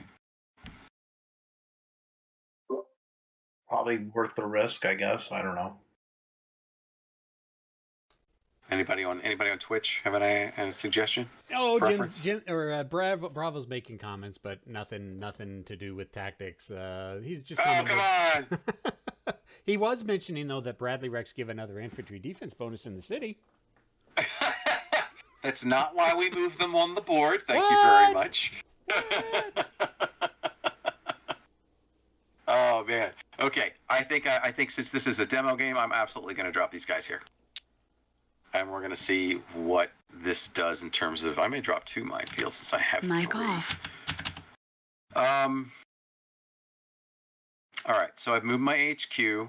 I don't have anybody to undisrupt. I should have done missile checks for the dragon. Let me do that, actually. Just in case.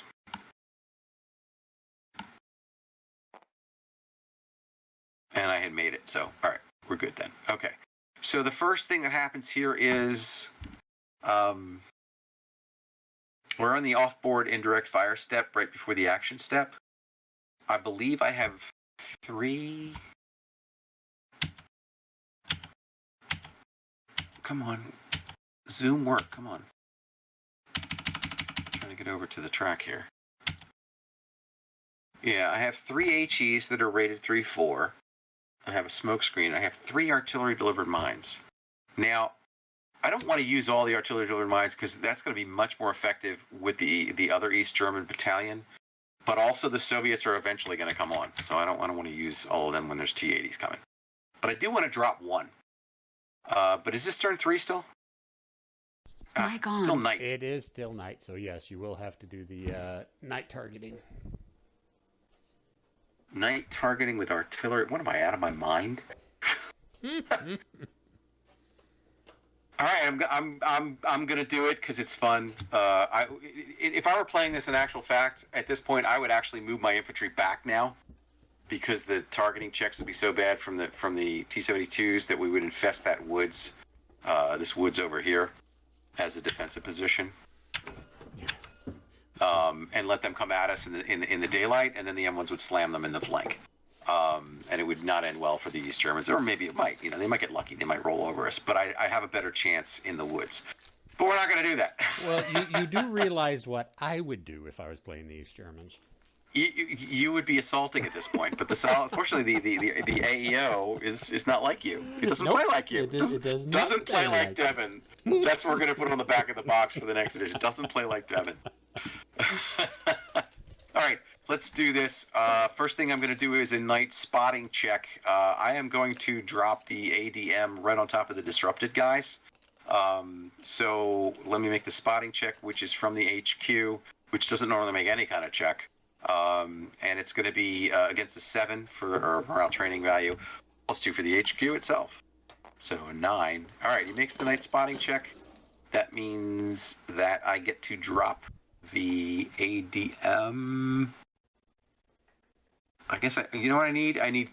Oh wait, they're over here. Hang on. Yep, the mine markers are yeah, over there. I got Stacked in groups I got of 3. Right. So yeah, they're packed in groups of 3. Right. So here they go. So that's going to be my fire for effect, even though I love the fire for effect markers that Mark von Marshall did. Let me roll for accuracy. 1d6. If I roll a 6, it scatters. Of course it does, because I rolled it. And it's where it's going to scatter too. Right. Now, north is technically pointing at a hex spine for this, which you're rectifying in Blood and Fury. We're always going to have it pointed at a hex side. It's no big deal. I'm just going to say that, direction 1 is here, and that's 2, and that's 3, and that's 4, and that's 5, and that's 6. That's all I'm going to say. It's not supposed to be a big major rules thing. 5. All right, so that was 1, 2, 3, 4, 5. So it shifts over here, okay, which allows me to drop the other 2 minefields. Not quite where I want.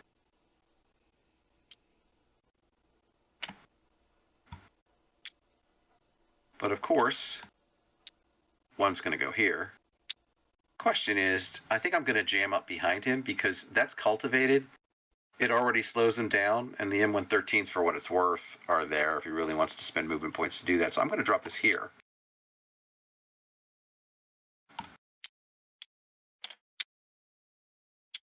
Yeah, you can shove everything around if you want. So when a minefield drops, it's as if somebody had moved into it. So I'm going to double check that myself because I haven't dropped the mines on people in a while. So if you'll allow me to get to section 14 real fast, which is right here. Smoke, chemical arrest, DPIM, chemical, minefields. Okay, so each unit in the hex receives a minefield random marker, rolls a die 6. 1 to 3, there's no effect. 4 to 5, it takes a hit. 6, it takes 2. So it's not as effective as it sounds. But I'm going to start over here with the full strength unit and hope for high is bad for the bad guy. Ah, I saw that 5. I saw that 5. All right, then the topmost unit in this hex is already disrupted. What is going on? And then I'm going to roll on the other one, the other dice-o-matic to get the... Oh, look, a hit. Okay, so... Oh! It wasn't the reduced one. Crap. All right, well, this guy is now reduced because he was already disrupted. Sorry, I'm just tossing counters around here. So now they're both reduced and disrupted. And in a minefield. And in a minefield. Not a good day for those guys. They're like, why didn't we stay in Bessarabia or wherever it is? It's like Belarus, I was thinking. Oh, wait, they're East Germans. Why didn't they stay in East Germany? That was 1. I am going to use an HE. I think I'm going to drop the HE on the HQ, or try to. So if you will allow me to use... I don't have a fire for effect marker, do I? I'm just using ops complete. It's nice and red X'd. X marks the spot. All right. I need to make the capability of pulling out a high. Would you mind? Yeah, no, not at all. Yeah, while you're doing that, I will talk about the dice roll. So he's not adjacent, so it's a regular night targeting check for the spotting. And he is the HQ still, so it's against a 9 instead of a 7, and of course he makes it. So we drop it there. Now we roll for scatter. I'm going to switch dice-o-matics. I can't see this one now. And it actually drops on target. Wow. It is a 3 to make 4. So I'm going to roll... Oh, I can see that now. 3 to make 4 on the dice-o-matic here. 1 hit. It is... So that's 3 to make 5. It's artillery. So he gets a die for being himself, basically, and there's no terrain. So it's 1 to make 5. Not a happy day for the Soviets. And he makes a 4. So he takes 1 hit, so he's disrupted. So we can pull the fire for effect. And grab a disrupted. I'm just going to drop it right on top. I'll let Devin figure out who's it stacked on top of. And that's it for off-board artillery during our night turn. We proceed to actions, and the very first thing I'm going to do is have this dragon team actually shoot something. So I'm going to fire into the hex that has the 2 reduced units and hope to kill them both with 1 shot with the HQ. So that's going to be 5 dice to make 4. It is adjacent at night, which means he makes a regular night targeting check plus the HQ. 9. Just barely made it because of the HQ. Shoot, there. So he makes the night targeting check, which means they have the... I'm sorry, I just forgot what I said. 5 dice to make 4. At point blank range is 5 dice to make 3.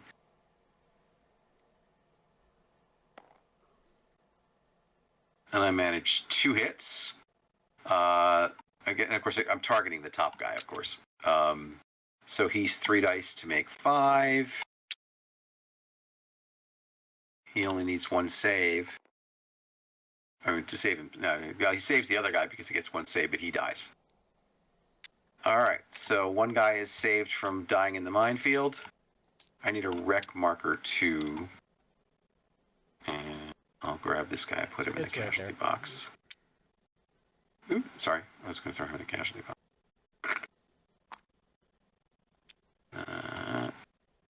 And the wreck goes in here. Teamwork makes the dream work.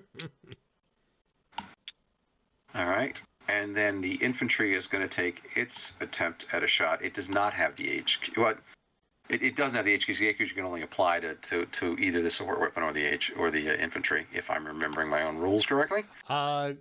We had to mention it was 3 dice at 4 reactive armor against a missile. Oh. Right, but well, let's look back here. So he rolled, where's the chat thing? Come on, chat. So he rolled 1, 2, and a 5. So it still is only 1. Right, so it still is only 1. Yeah. All right. But procedurally speaking. Procedurally speaking, yes, you're correct. And then it's going to be, I got to make a night targeting. I made the night targeting check for the infantry, right, with a 7. So they're going to fire their 2 to make 5 because they don't get a point blank range with the law, and they miss. All right, so that's them. The M113 here is going to call for fire from the mortars here against the guy sitting in the minefield here. So the spotting attempt is adjacent, so it's going to be the full 7. Did you roll missile ammo? Oh, I didn't roll missile ammo, but this was for the spotting check, which it made it. But let me roll missile ammo on this other one here. He's good. All right, thank you for the reminder. Yep. And, okay, so the spot is successful. The mortars are firing indirectly, even though they're on board. And so we roll for scatter. It does not. It drops these mortars. And excuse me, M106s are those 4.2 inch, so they're big enough to handle armor as armor. And yes, there is some debate, but we had to make a choice, and I made the choice with, well, more burning wrecks is more fun than not. So I'm sure people have house ruled it if they don't like it. But in this case, this is the way it is. The rules is written, as they say. So 3 dice to make 5. That there. Drag this over here. And roll 3 dice to make 5. And I score 1. Again, because it's onboard artillery, but it's and it's big enough to not be. No, I'm sorry. It is a mortar, so he does get his full armor. I may be misremembering one or the other, but it's okay. It's like, Mike off. We're going with it. Give him his full armor because it's a mortar, and that's all right. He doesn't do a save anyway, so he's disrupted. All right, so we grab a disrupted marker. And we may want to put these minefields on the bottom now.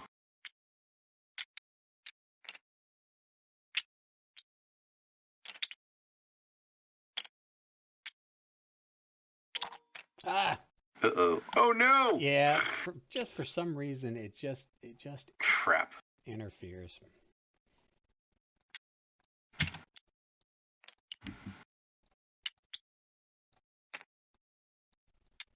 We're putting the minefields on the bottom. Yeah. All right, going as fast as we can here, guys, because this is the boring part of the movie. It's like we know what happened. All right. Right, so the mortars are ops complete and feeling happy because they actually scored a hit. Now, what happened to the M1s that were on the hill?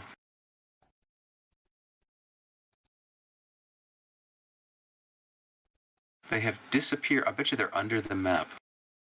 So, would you mind getting me another M1 counter?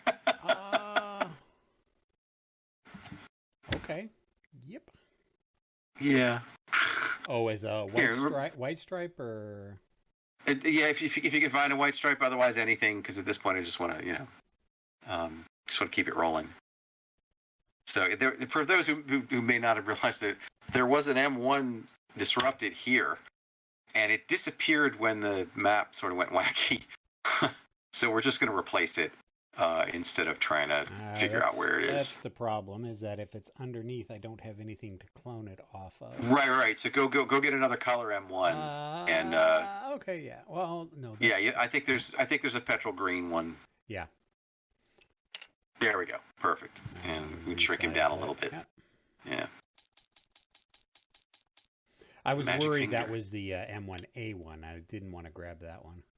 Oh, this is in Frankfurt. Yep. Right. This is the defensive Frankfurt, so that shouldn't be in there. All right. So, and he's disrupted, so let me grab a disrupt.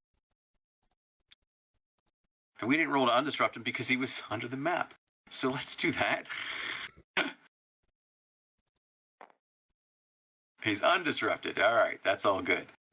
So now he can't see all those guys out there, all those East Germans that are thinking here, rumbling around behind. But he's got bigger problems. He's got these guys in front of him. He is going to fire at the HQ here, since he's already disrupted. Because if we can suppress him, we can shut these guys down. He's got the tanks out there with the whip antennas. He's like, I know who he is. It's like, you can tell who it is. It's still night, though, so he does a night targeting check, but he's got advanced night fighting, so he is full strength is 7. 7 or less, he can take this shot. Come on. 8. He is ops complete.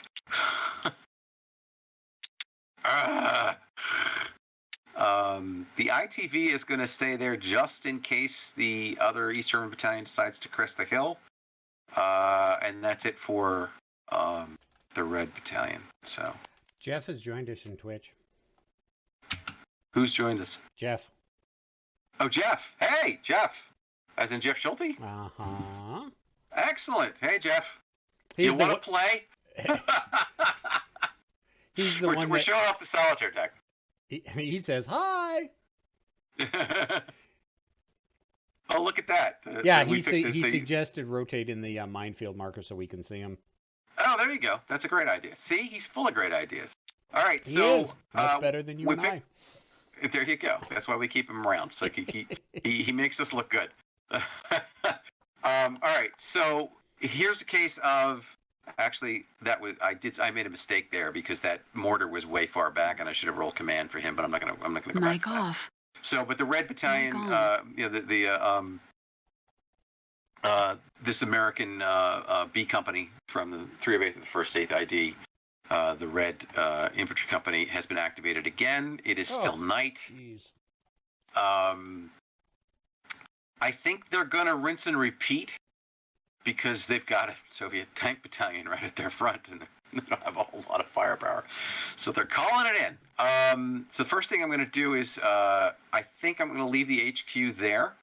But that means I have to roll command for the M106s. So I'm going to do that now. I'm going to roll in the blue dice-o-matic. And we roll. Okay, he is in command. Great. Fantastic. So the first shot I'm going to take actually is to try and finish this guy, or at least do something to this guy. Again, the M113 is going to make the night check. He's adjacent, so it's a 7. He makes it. The spot goes through. The fire for effect drops there. I roll 1d6 on the blue dice-o-matic because I can see it. And it drops where it's supposed to. So I have 3 dice to make 5 on the guy in the minefield who's not having a good day. And I miss. Mortar's not having a good day either. All right, so the mortar is ops complete. The M113 is not. Now, oh, you know something? I made a mistake. I should not have done that first because that's an action. And I didn't want to go into actions. In the off-board artillery step, I wanted to drop 2 more strikes. So I am going to retcon that, but I'm going to leave the result. So I want to drop a second minefield. Actually,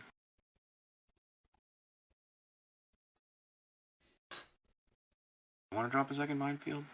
Let me drop an HE on the enemy HQ first. So fire for effect. I'm going to drop this here. I got to make the night targeting check from my HQ, which should be a 7,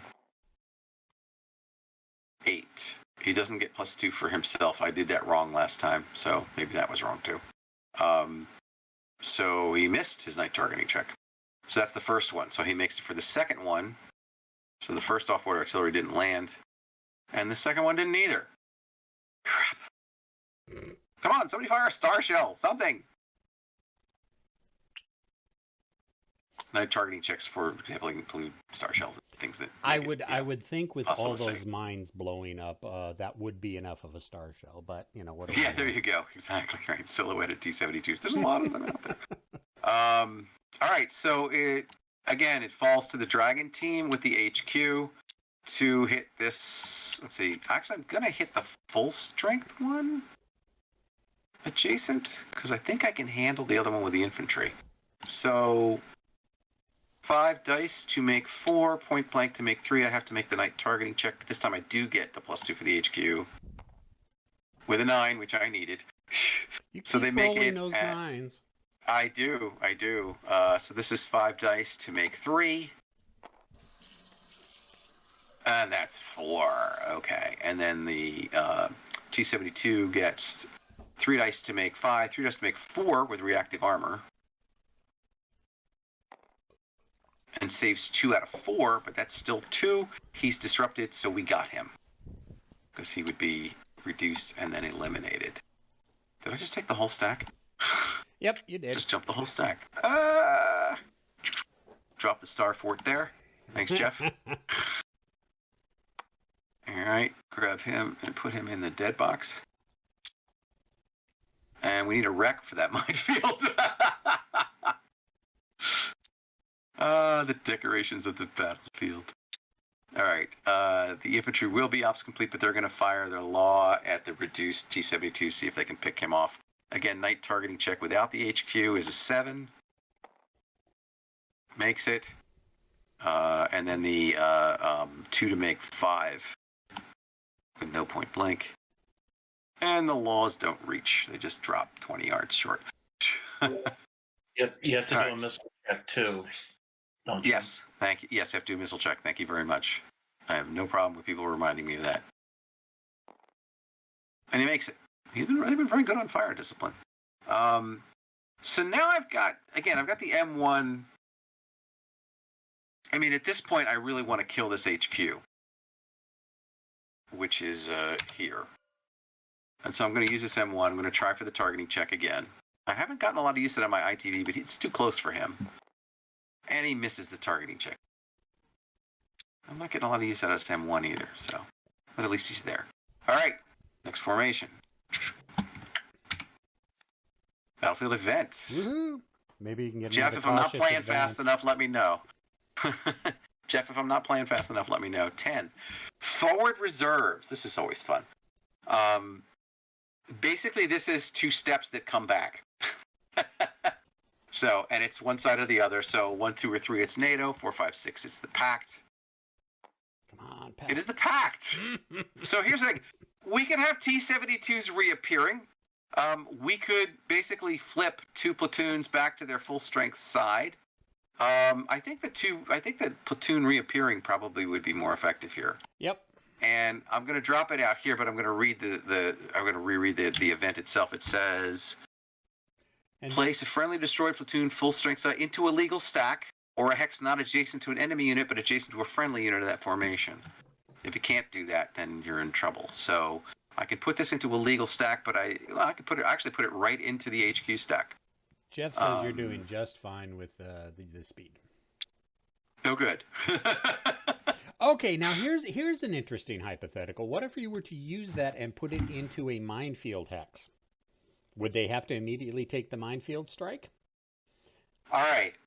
I'm going to say, that's a situation that I don't think Jeff or I thought of. Exactly, which is why I'm pointing it out now.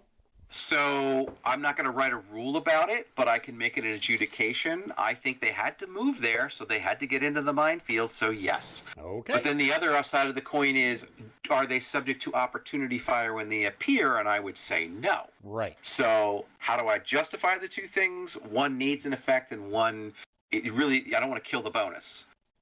It really is a surprise when they show up, and they may have been mixed in with other units moving up because they don't just appear. They probably were following on and just weren't noticed. You can justify it. You can get as real as you want.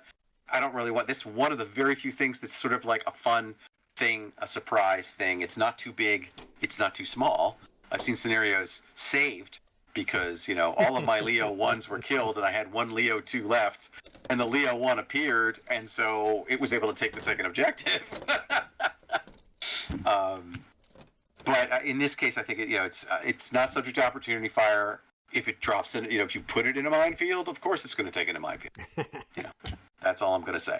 Just an interesting discussion. Yeah. Right. Theoretical. Exactly.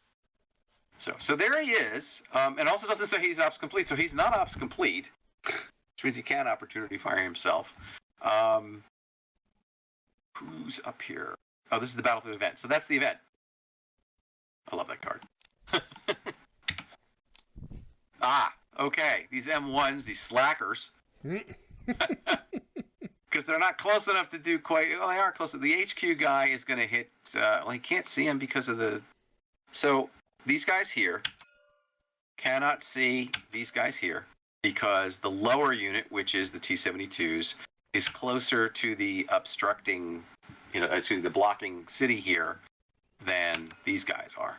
So the Gaskin, the T-72s and the Gaskin are safe from that direct shot. Now this guy, on the other hand, has a shot here, except that it's still night, so his maximum line of sight is 7, so he's out of line of sight. However, this guy here can see him and him, because I don't think there's a forest or anything in there. He can also see him. But no, he can't see him. So 1, 2, 3, 4, 5, 6. This is the limit of his line of sight, however. So he can't actually see them at night. So the question is, do we use move and fire to get into a knife fight with a T-72 battalion when the Soviet T-80s haven't even shown up on the map yet? And I'm going to say yes. So I'm going to be like Jeff. Jeff would do this. I'm going to swing around 1, 2,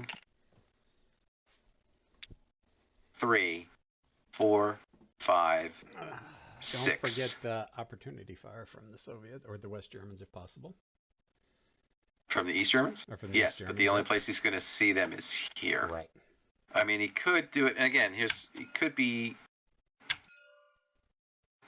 That's 6, 7. So he could take a shot there. So let's pull a card for that. I think that's worth a card. Yep. So and Jeff goes, no, I would not with daylight coming. Yeah, I wouldn't either. But what, fire? No, move forward and assault like you are. Move forward. Oh, there you go. Yeah. Well, So his range is in that hex that we were talking about. I'm going to put an ops complete marker there. 1, 2, 3, 4, 5, 6. I guess it's right here. 7. I think he would wait for 6 because that's point blank. So his range there is point blank, and it says assault if the firepower is greater than the target. His firepower is greater than the target. It's 4 to 3, but he can't assault. When we're talking about opportunity fire, but it does say if you can't do that, then fire.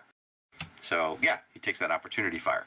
So he's going to make his night targeting check from it's the guy who just showed up, basically.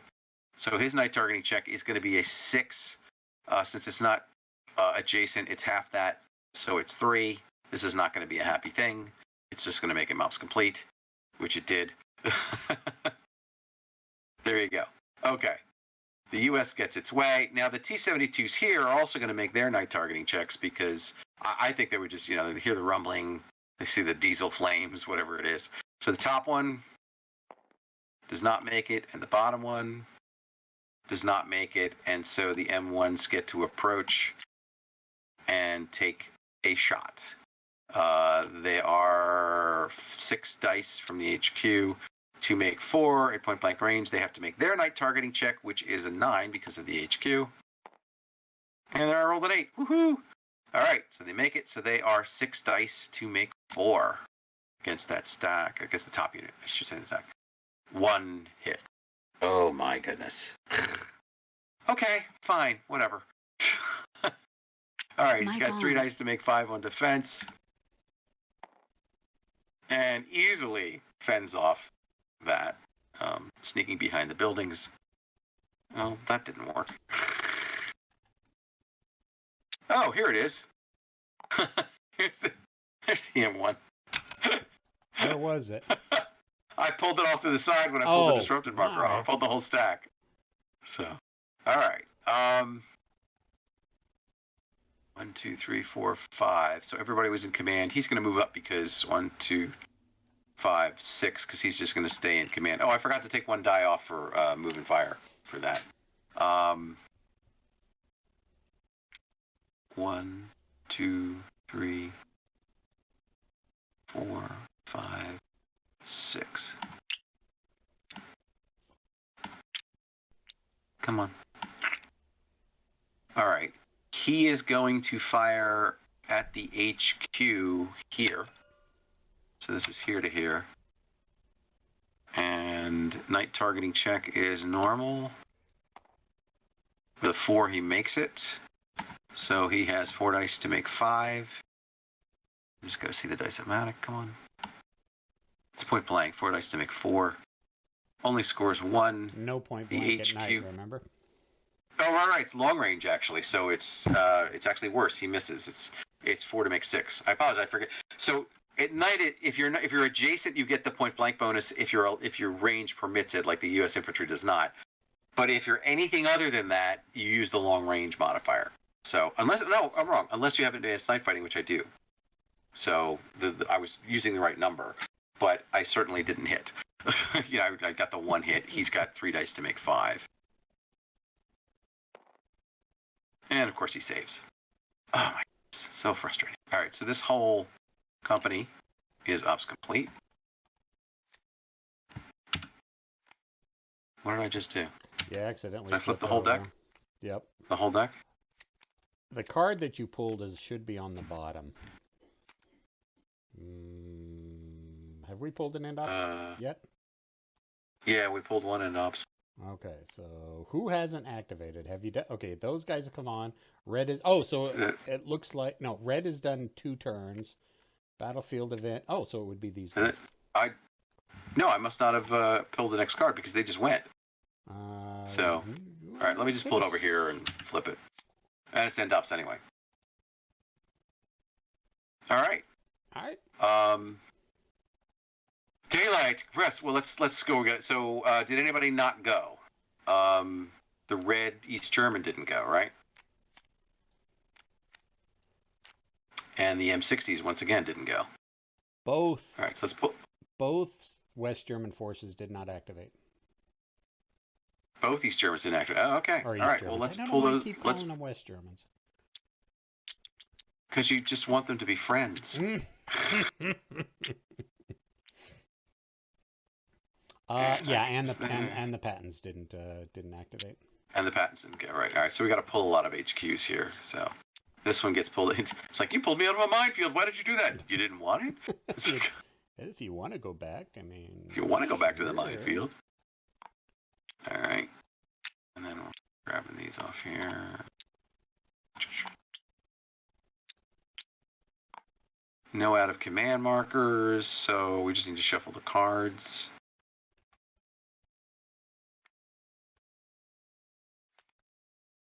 Shuffle them well. And again, for the solitaire deck, we haven't, at least I haven't noticed a shuffle card just yet.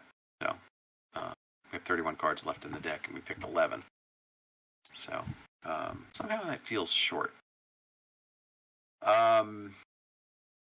Yeah, no re-rolling for deck shuffle in the solitaire yet.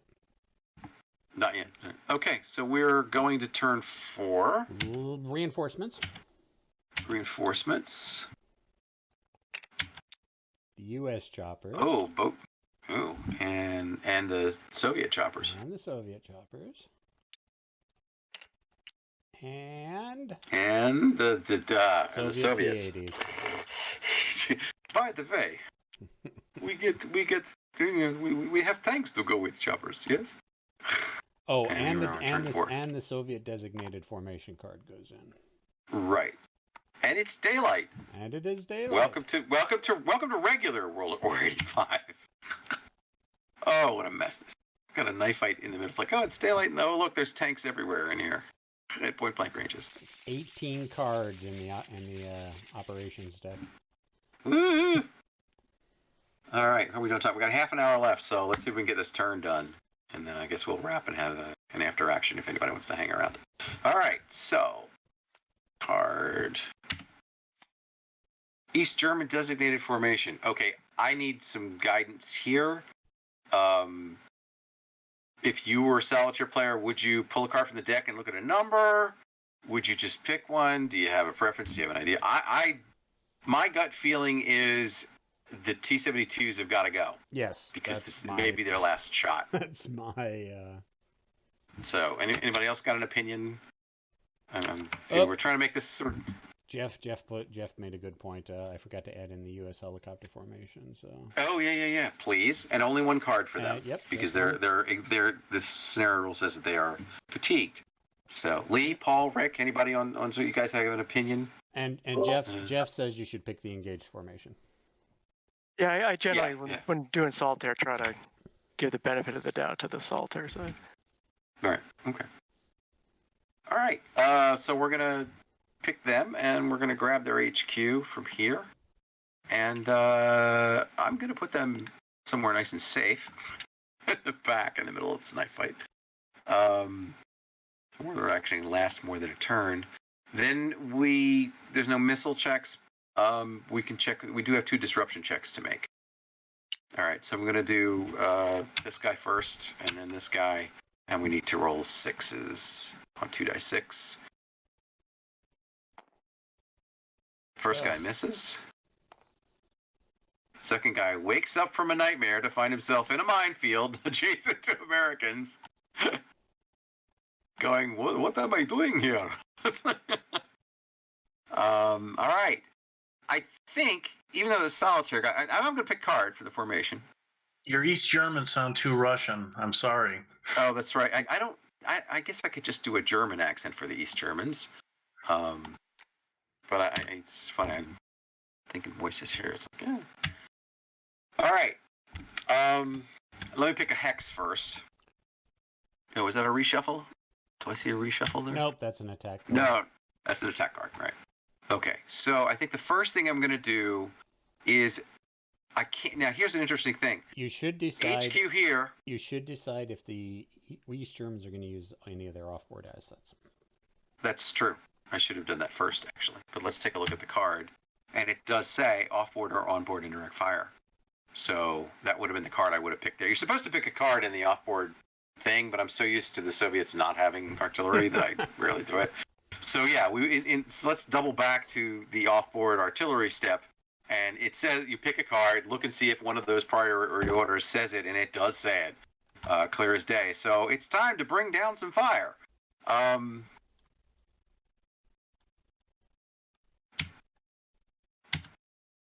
I see 3. Oh no, that's NATO. I see 2 3-4s and 2 smokes.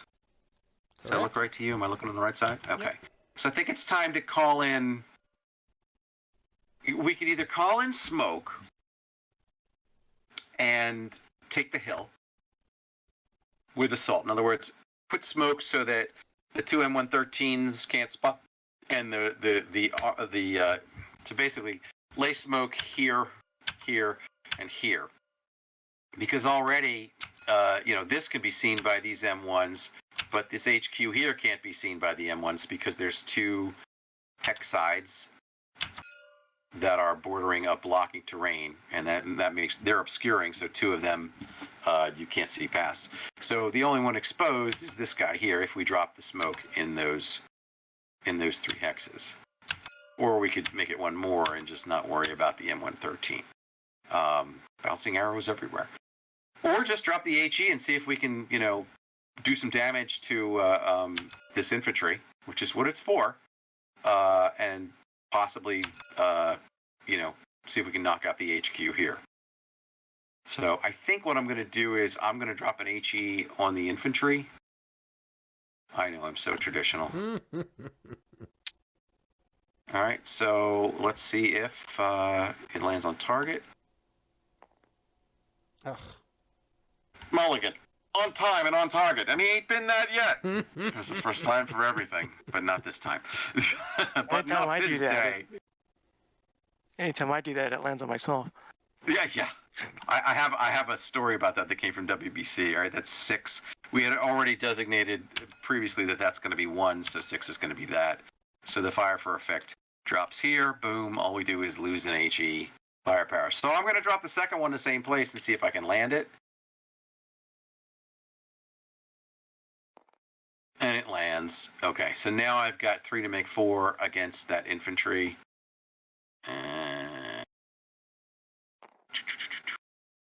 I score 1. They are in woods, so they get a 1 in defense.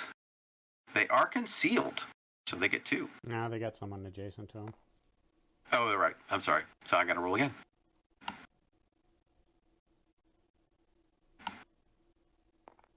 And they miss. So they are disrupted. And that's it for the HE. Put that there. That too. I probably should have done the smoke. All right. So that was our off-board artillery. Now we go to the action phase, and I'm going to choose the HQ stack as the first one, and I'm going to pick a card. I'd prefer to use it for the formation. And again, this is a neutral card. And if I have somebody at, if my firepower is greater than the target and they're at point blank range, I'm going to assault them. So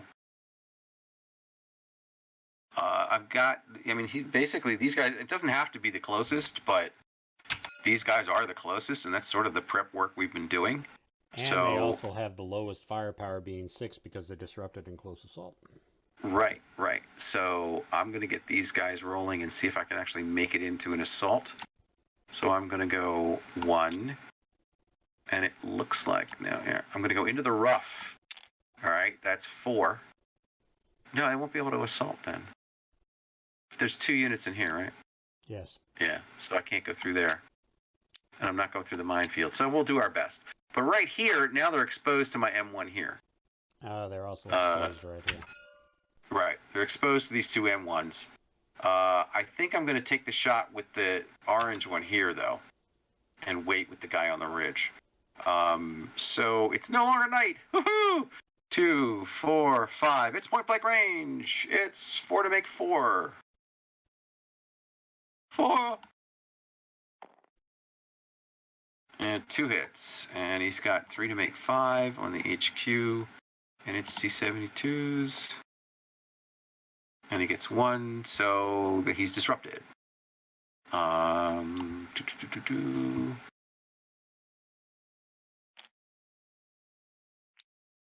right, the guy underneath him continues to move. And goes here.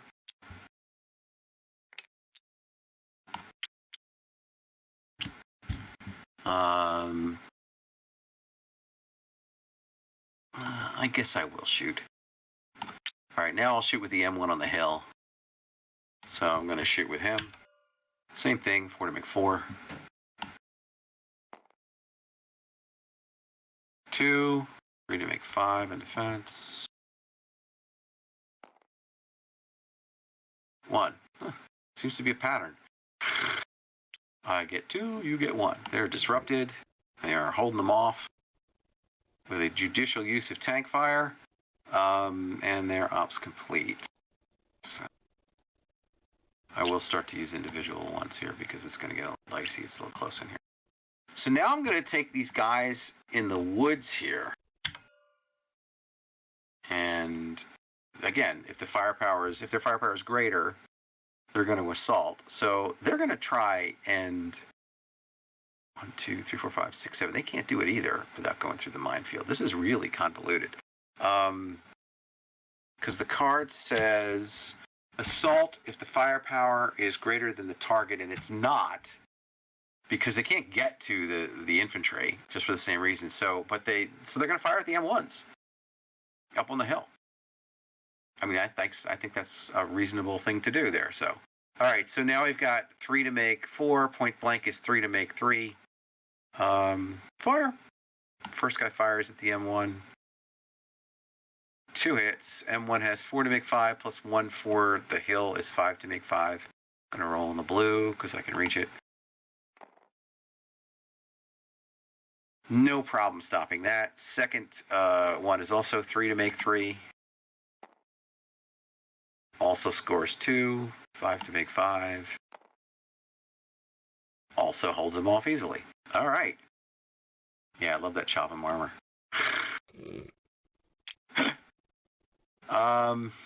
Wow, this is totally. Did we roll for? We did roll to take disruptions off, so these are all were held.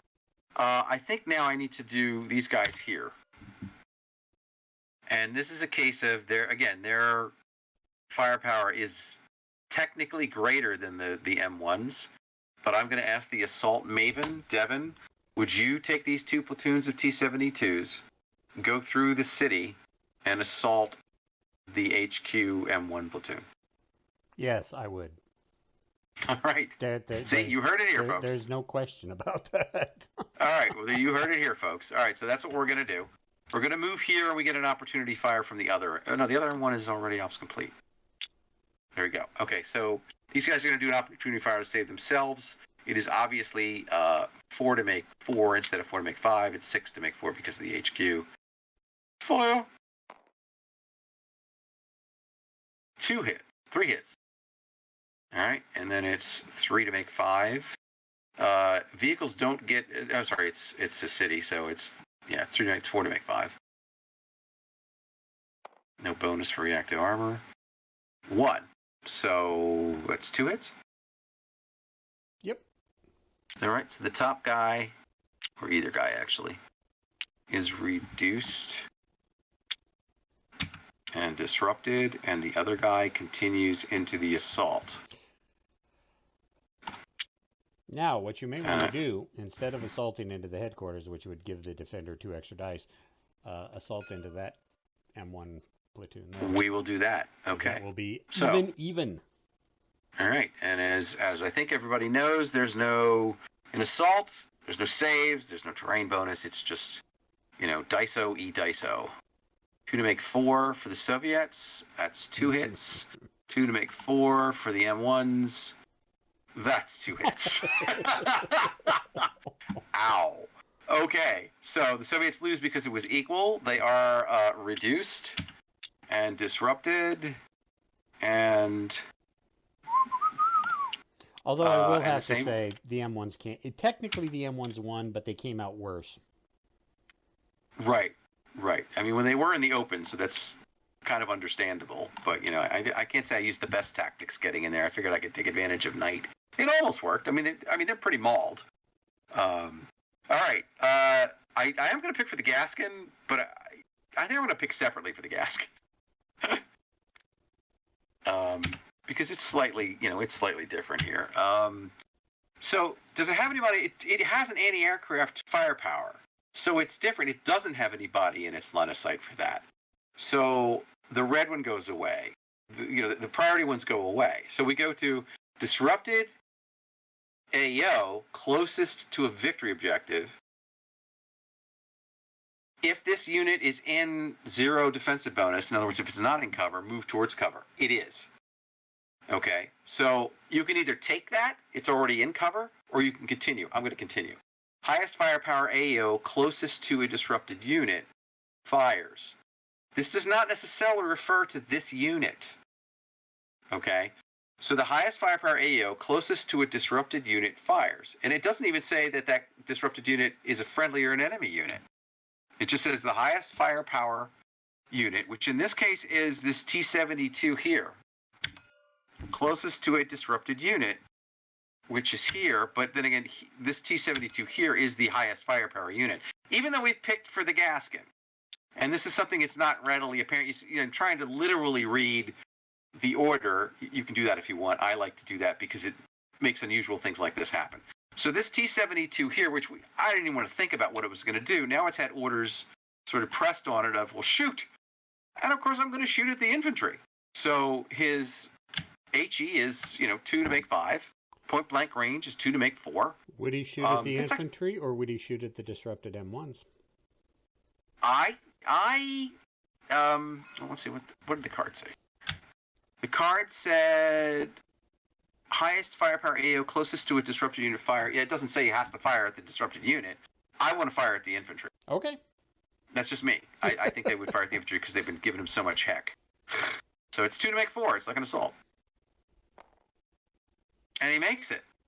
2 hits, and they're in woods, so they get 1. Point blank. It was point blank. 2 to make 4 at point. Oh yeah, 2 to 5 is 2 to 4. Yep.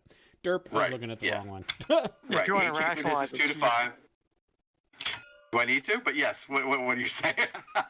I said if you want to rationalize it, always go for the closest target. There you go. Exactly. You want to rationalize it. So he's got 1 dice on defense. And he misses, so that's 2 hits against that infantry, which is already disrupted. So he just cleared the town. I mean, he cleared the woods. And the HQ is now suppressed because all the units in its hex were destroyed. Now I have deliberately brought the whole hex here. So this goes to the suppressed box and is flipped. And to clarify for people, because there's always a question of this. First of all, once you are... turn this here. Once your HQ is reduced, it's going to stay reduced for the rest of the scenario, unless there is a battlefield event that will allow specifically HQs to come back to full strength. Basically says general officers were sent out from a higher level. So that's one thing you should know. You're always reduced when you go to the suppressed box. The second thing is when, let's say I had reduced a unit instead of destroying the unit, just to kind of go forward. When a unit's reduced and you get a result against an HQ, the HQ is not eliminated. It's not suppressed for that result. It's reduced with that result as well. If it's reduced twice, in other words, if it already started on the reduced side, or there were 2 units, both got reduced, and each check resulted in a reduction, the second reduction suppresses it and takes it off the map. So it does have some survivability on the map. It's not just like, oh, I failed the check, now I'm suppressed, and I go to the box with 1 result. It's 2 results. Like every other unit, there's, it gets flipped to the back, and then it goes to the suppressed box. And that's something that, it does actually say that, but until you have somebody show it to you, it's a little tricky. Now, if the first unit's reduced, and you've passed the check, and then the other unit's eliminated, you make a check, but you add 2 to the die roll, which means there's a the 4 or 5 out of 6 chance you're going to be reduced if something's destroyed. If everything's destroyed like here, you're automatically suppressed, which means you automatically lose a step and you go to the box. So that red formation, if it gets active, it's got 2 activations. It doesn't have an HQ anymore. So for this critical turn, it's going to be rolling for command. And that's, kind of significant. So the guys in the minefield put to the guys who basically gave them hell for, multiple activations there. Like, you're in a minefield, they dropped artillery on them twice. And and the last 2 tanks are like, you're, I can't do the East German accent because I don't know what it is other than a German accent. But it's like, you hit the point. It's like, we're going to fire back, and they got them. So that was kind of dramatic, actually. But did you roll for the reduction of the HQ? I didn't have to, because there was only 1 unit in there, the infantry, and they died. Oh, they were eliminated. Right. Yep. So if everything in the hex is eliminated, the HQ is suppressed, which means it goes to the box. If it's not reduced, it's automatically reduced.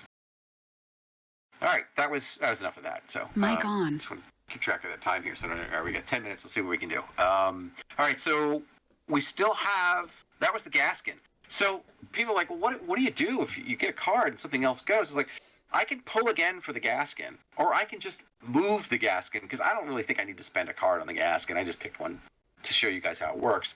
I'm just going to move the Gaskin back, because it's like, get me the heck out of here. And keep him in somewhat of a position where he can fire at something. So I'm just going to drop him there, making a fast decision on that. And then the only thing left is this full-strength T-72. He's got M1 targets.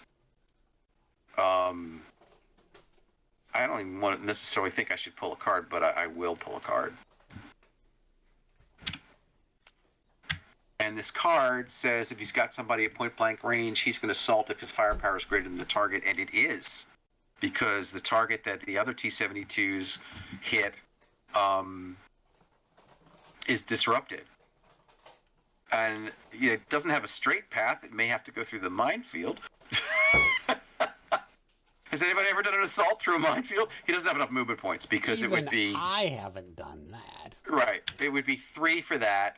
It would be 1 for the minefield, and then whatever effects. And I actually have to check the rules to say, if he takes a hit, obviously he has to stop. If he doesn't take a hit, can he get through the minefield? Yes, because if he goes here, but he's got to add, I think it's an extra 2 movement points either to enter or to exit the minefield. So he doesn't have enough to actually take this route and assault. On the other hand, he could assault these guys, but again, you have the same op-fire. Wait a minute, they op-fired already, didn't they? They did op-fire, right? I don't think so. No, it was... Yes, it was them, yeah. It wasn't the M1. You used it with the headquarters. Right. So he actually does have a way in, but then the other M1 here. So let's try that. Hang on. All right. Could assault these Abrams up on the hill and not have to face the headquarters bonus. Yeah, but his firepower is not greater than... Oh, it's not greater than the HQ either. It's equal. And this is where it's like, you can split hairs if you want. It basically says if his firepower is greater than the target. The idea is for an assault, you want to know you have an advantage. So the other option is he fires. So there you go. I think he should fire, because he has a valid target. He has that disrupted M1 that he can shoot at over here. Because this is not... Yeah, that's a clear hex. So, yeah, so he's going to fire 3 to make 4. Point blank range is 3 to make 3 with that big smoothbore 125. And he manages 2. And, of course, the M1 has 4 to make 5 on defense. Come on. And he misses. So he kills the M1. Ooh. Ooh. Wow. Yeah, oh, yeah, he got him. There a wreck mark? Oh, there's a wreck. Yeah. Okay, well, there we go. In a knife fight, somebody always buys it. There we go. Here. All right. That's it for the East Germans. I think we're going to call it here. I am going to pull the next card to just see who it is, because I'm just curious. Oh, there you go, the M60s. Forgot, I still have a reserve. I got the M60s in reserve, but then there's like a battalion of Soviets going to come on, Hopefully we'll get some helicopters that'll help with that, because there's the big wide open stretches here that the helicopters kind of like to eat up. So I want to thank everybody who hung out and watched me play.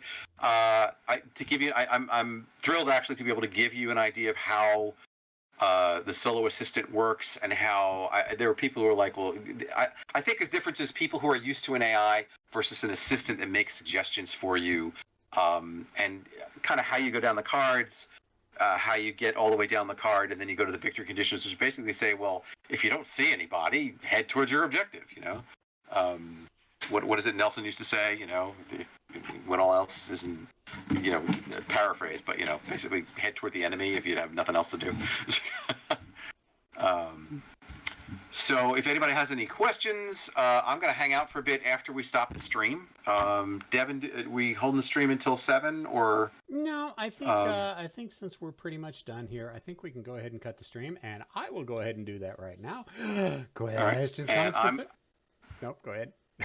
No, I was just going to say, I'm going to hang out here afterwards. And Dev, it's all yours. Questions? Oh, first of all, I want to say thanks to everybody that showed up into Twitch. We had Bravo Company, yes, Viper absolutely. Dave, Jeff. We had who else did we have in here?